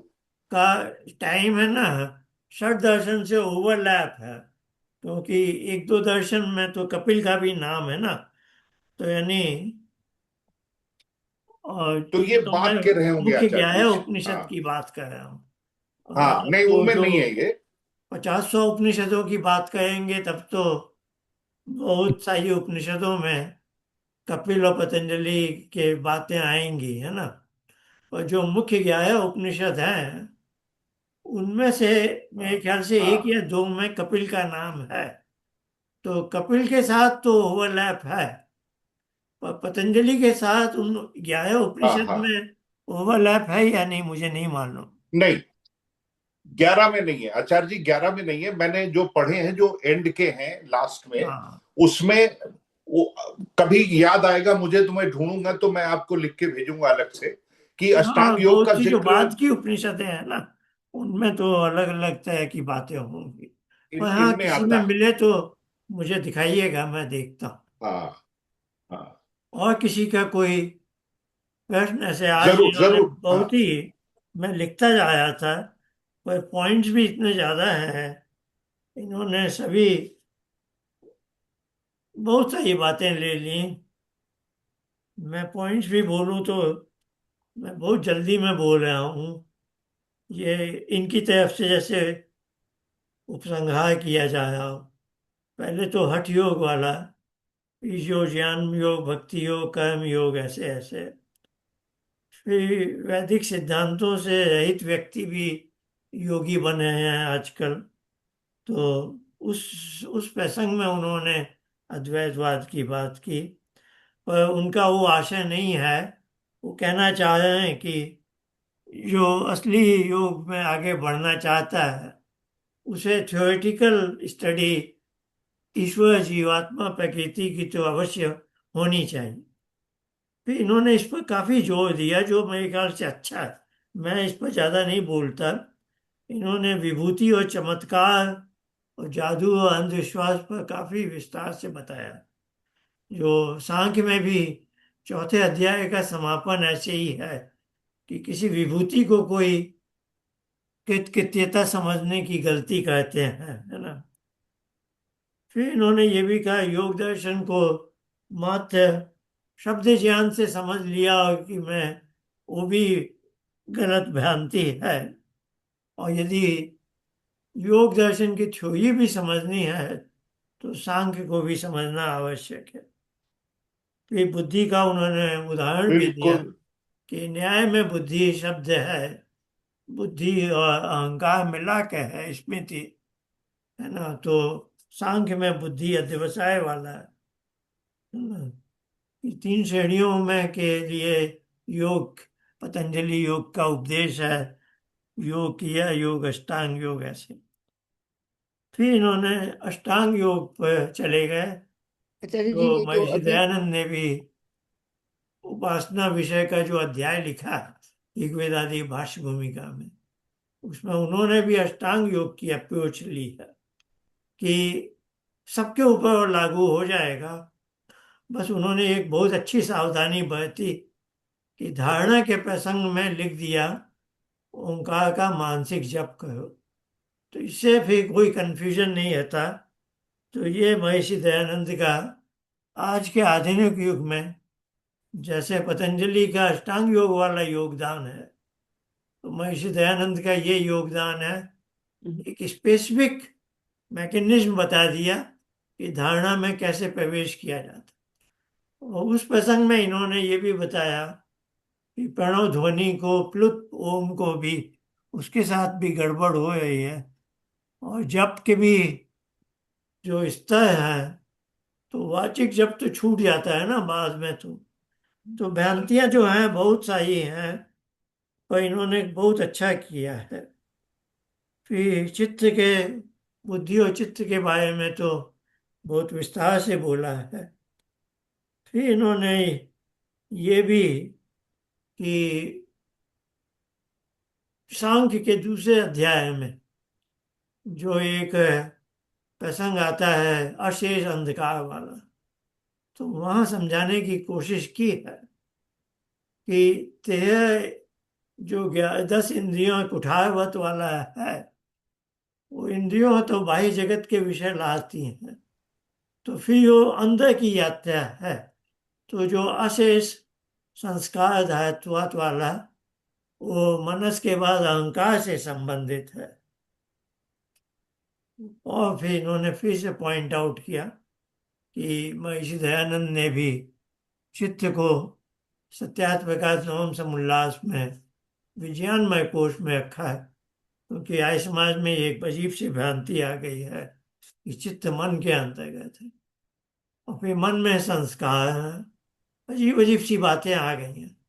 अब महर्षि दयानंद लिखे चित्त स्मरण कराता है, तो इसका एक गलत अर्थ चल पड़ा, जैसे चित्त में स्मृति।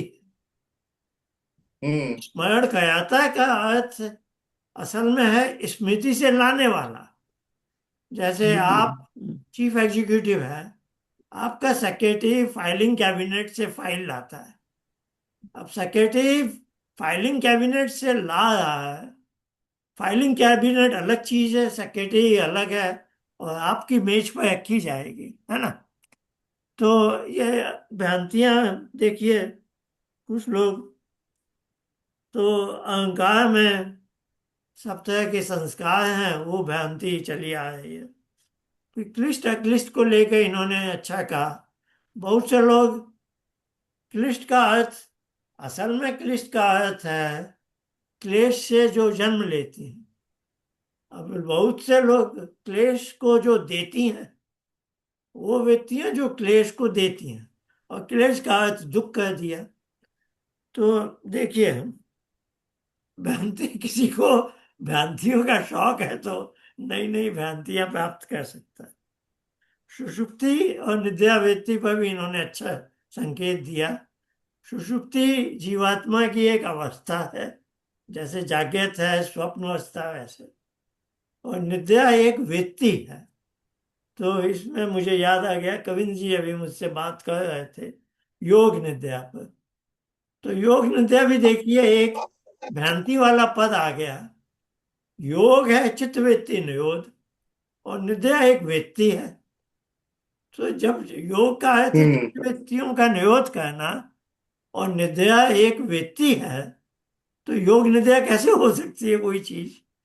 पर लोगों ने वो जो एक आयाम करने के लिए शवासन का पोस्चर है, उसको एक नया अजीब सा बड़ा जी। नाम दे दो, योग निद्रा, तो चलाने के लिए। तो प्रणव जब की बात आई गई है, फिर समापत्ति और समाधि को लेकर भी इन्होंने बाला बहुत अच्छा। फिर कर्म फल का प्रसंग आता है योग दर्शन के दूसरे अध्याय में, उसमें व्यास भाष्य से बड़ी सहायता मिलती है, उस पर इन्होंने काफी अच्छा बोला। तो एक ये प्रश्न है, क्योंकि सबको हमने यही सुना है, कर्म का फल अवश्य भोगना पड़ता है।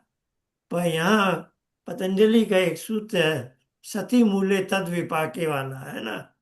तो उसमें क्या है कि जो कर्माशय अभी विपाक देना है, जिसका फल मिलना है, वो जिस क्लेश से बना, यदि वो क्लेश नष्ट हो गया है, तो उसका कर्माशय भी नष्ट हो जाएगा। अब वो कर्म फल नहीं देगा। कि उपासना, ये एक बड़ी खोज है उपासना द्वारा ये जो संभव है। हमें व्यास भाष्य की सहायता से मिल जाती है, कि जिस क्लेश से वो कर्माशय बना, अब वो क्लेश नष्ट हो गया है। यदि मूल नहीं है तो अब फल कहाँ से आएगा, है ना। तो ये बात है। पुण्य पुण्य पर भी इन्होंने कहा। धारणा में महर्षि दयानंद का ओंकार जप वाली बात की, और जो अनिरुद्ध की गड़बड़ हुई है शांति तैती, हो तो हम बहुत बार बात कर चुके हैं। और ये इन्होंने कहा कि बहुत से लोग मंत्र बोलना और मंत्र के अर्थ पर विचार करना, इसको ध्यान समझ लेते हैं, जबकि यह प्रत्याहार में जाएगा। वृत्ति निरोध में क्लिष्ट और अक्लिष्ट दोनों का है। तो फिर अंत में इन्होंने समापन में ये भी कहा कि ईश्वर की करुणा दया है, जिस बुद्धि से हमें वो बंध दिलाता है, वही बुद्धि हमें मोक्ष भी दिला सकती है ना। तो बुद्धि और आत्मा के बीच में स्वस्वामी का संबंध है, कि बुद्धि, तो वही पतंजलि ने भी बात की कि प्रकृति का वर्णन क्या कहे हैं, भोगापवर्गार्थम, भोग भी दिलाती है और अपवर्ग भी दिला सकती है ना। तो बहुत अच्छा, मेरे ख्याल से ये सत्य है। हम समापन कर सकते हैं। प्रेम जी ने फिर से कुछ प्रश्न पूछा है क्या? मगर आचार्य जी, थोड़ा डिस्करेजिंग है जो एंड है, कि एक बार इतनी मेहनत करके मोक्ष प्राप्त की जाए और फिर से जन्म दे देता है ईश्वर। बहुत लंबा टाइम है। ये बड़ा दुखदाई लगता है सुनकर कि ये किसी का कोई प्रश्न अभी? आचार्य जी, आचार्य जी, जी, मैं फिर से थोड़ी सी क्लैरिटी चाहती हूँ, आप अगर। हाँ, बताइए क्या। स्टेटमेंट थी, और आपने भी अभी न्याय दर्शन का बोला। सांख्य दर्शन में बुद्धि को समझने के बाद ही आपको ज्ञान समझ में आएगा। न्याय दर्शन का ज्ञान, इन तीनों में क्या है, इसको कैसे समझा जा सकता है ज्ञान को? कि सांख्य दर्शन में उन्होंने कहा कि बुद्धि को, बुद्धि और ज्ञान को समझने के लिए क्या न्याय दर्शन का, आपने भी अभी कहा कुछ न्याय दर्शन का ज्ञान, उसको थोड़ा सा बताते हो? देखिए, सांख्य सबसे पहला है, और हम्म। सांख्य ने सूक्ष्म तत्वों पर विस्तार से चर्चा की है। हम्म। ठीक है।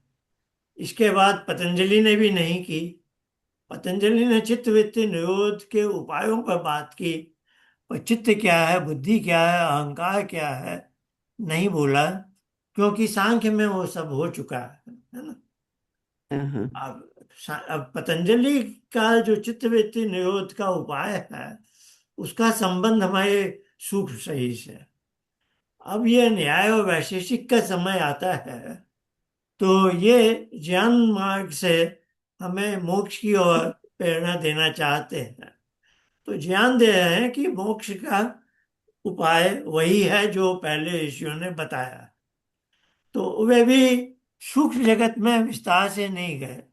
तो न्याय दर्शन में बुद्धि, अहंकार और मनस, जो माइंड के तीन अवयव हैं, इनको दो बना दिया। दो ओके। कैसे? अच्छा। इनर माइंड बना दिया, बुद्धि जिसमें अहंकार का अंतर्भाव है, क्योंकि बुद्धि बिना अहंकार के संस्कारों से, स्मृति से ओके, बुद्धि, कोई बुद्धि में अहंकार का अंतर्भाव है और कोई न्याय दर्शन कहता डिस्क्रिमिनेट कर ही नहीं सकती है ना। है काम नहीं कर तो सकता, बुद्धि में अहंकार कर का नहीं सकते अंतर्भाव हम। हाँ बना लिया। और कर्म करने के लिए हाँ जो आउटर माइंड है, वो भी हाँ। अहंकार के संस्कार के बिना कर्म नहीं कर सकता। तो हाँ। मनस में, मन में उन्होंने अहंकार को अंतर्भाव डाल दिया। ठीक है। तो बजाय ये बुद्धि, अहंकार और मनस, इसके उन्होंने कहा बुद्धि और मन, पर दोनों में अहंकार का समावेश है। अब आया वैशेषिक। वैशेषिक ने समावेश है। केवल मन ओके। बोला। उन्होंने हम्म। बुद्धि और मन दो भी नहीं बोले। उन्होंने केवल ये समग्र मन बोला, माइंड। हम्म। तो सबने अपनी अलग अच्छा। अलग भाषा का प्रयोग किया है, पर हमें कंफ्यूजन नहीं होना चाहिए, है ना। तो सांख्य में है अंतर्भाव वहां ज्ञान बुद्धि, बुद्धि का है। अहंकार, मनस, और बुद्धि की ही एक अवस्था है चित्त। हम बोलचाल में बोलते हैं बुद्धि की अवस्था चित्त है, पर आप सब स्वाध्याय करते हैं, तो सही सब इसका सही वर्णन है, चित्त की एक विशेष अवस्था है बुद्धि, है ना। चित्त जब अध्यवसाय करने लगे तब बुद्धि, है ना। बिल्कुल। तो ओके। अब ये भी एक छोटा सा शुभ समाचार मैं आपको देना चाहता हूँ कि मैं और अनिल बैठ के अब सप्ताह में एक या दो बार बैठने लगे हैं, और हम योग के व्यास भाष्य का अनुवाद करने लगे हैं। तो ये हमने शुरू कर दिया है। अभी हमने 5-7 सूत्र ही किए हैं, है वाह। ना। कुल 200 वाह। सूत्र हैं, और ये कहने को सांख्य से छोटा है, और ये सांख्य से 5-10 गुना बड़ा बन गया। क्यों? क्योंकि हमें हाँ, ये व्यास के बिल्कुल। भी एक एक शब्द को हम, व्यास को भी ऋषि का स्तर है, तो जैसे पतंजलि के एक एक अक्षर को हम ध्यान से देखे हैं, वैसे व्यास के भी एक एक अक्षर शब्द को उतने ही ध्यान से देखना पड़ रहा है ना। तो ये व्यास भाष्य को मिला दें तो शब्द संख्या में ये सांख्य से बहुत बड़ा बड़ा। बन जाएगा, 8-10 गुना बड़ा। तो समय लगेगा, साल सवा साल में हम शायद पहला ड्राफ्ट तैयार कर लेंगे। तो योग दर्शन का व्यास भाष्य शुरू होता ही है कि चित्त की 5 भूमियां बताते हैं: क्षिप्त, मूढ़, विक्षिप्त, एकाग्र और निरुद्ध, है ना। तो अब ये क्षिप्त और विक्षिप्त भूमि में चित्त बुद्धि बन जाता है, बाकी 5 भूमियों में चित्त चित्त बना रहता है। तो चित्त कहने का आशय है कि चित्त का डोमेन बहुत बड़ा है, उसमें एक छोटी सी सबसेट है जब चित्त बुद्धि बनकर काम करता है। तो चित्त का एक विशेष अवस्था है बुद्धि, पर हम बोलचाल में लोगों को समझाते हैं, क्योंकि वे लोग जागृत अवस्था में या तो क्षिप्त में है, या क्योंकि सामान्य व्यक्ति यही तीन, इनको तीन व्युत्थान अवस्था बोलते हैं: क्षिप्त, मूढ़ और विक्षिप्त। तो इन्हीं तीन भूमियों में सामान्य मनुष्य काम करता है, और जागृत अवस्था में अधिकांश उसकी बुद्धि है। तो हम उसे समझाते हैं, जैसे आज मुकेश जी ने भी बताया कि और कभी नहीं तो भाई जब तुम बिस्तर पर सोने जाते हो तब तुम्हें पता चल जाता है कि बुद्धि का चित्त बनना आवश्यक है, तभी तो नींद आएगी, है ना। तो ये बातें अब हम योग दर्शन के भाष्य में विशेष तौर पर आएगी। तो एक और बात आज इन्होंने अच्छी तरह से कवर की है, इनका स्वाध्याय बहुत अच्छा है समापत्ति और समाधि को लेकर। तो अब व्यास भाष्य में ये सब बातें आएंगी। सांख्य में मैंने भूमिका में थोड़ा बहुत लिखा। तो अब समापत्ति है चित्त की एकाग्र भूमि है, और समाधि है चित्त की निरुद्ध भूमि में। तो अब ये सब हम स्पेसिफिकली बात कर सकेंगे। तो वही सवितरक समापत्ति। अच्छा, अब मुझे उठना पड़ेगा आज, आज विशेष है। तो आप सबसे विदा लेता हूँ, धन्यवाद। नमस्ते आचार्य, बहुत धन्यवाद। नमस्कार।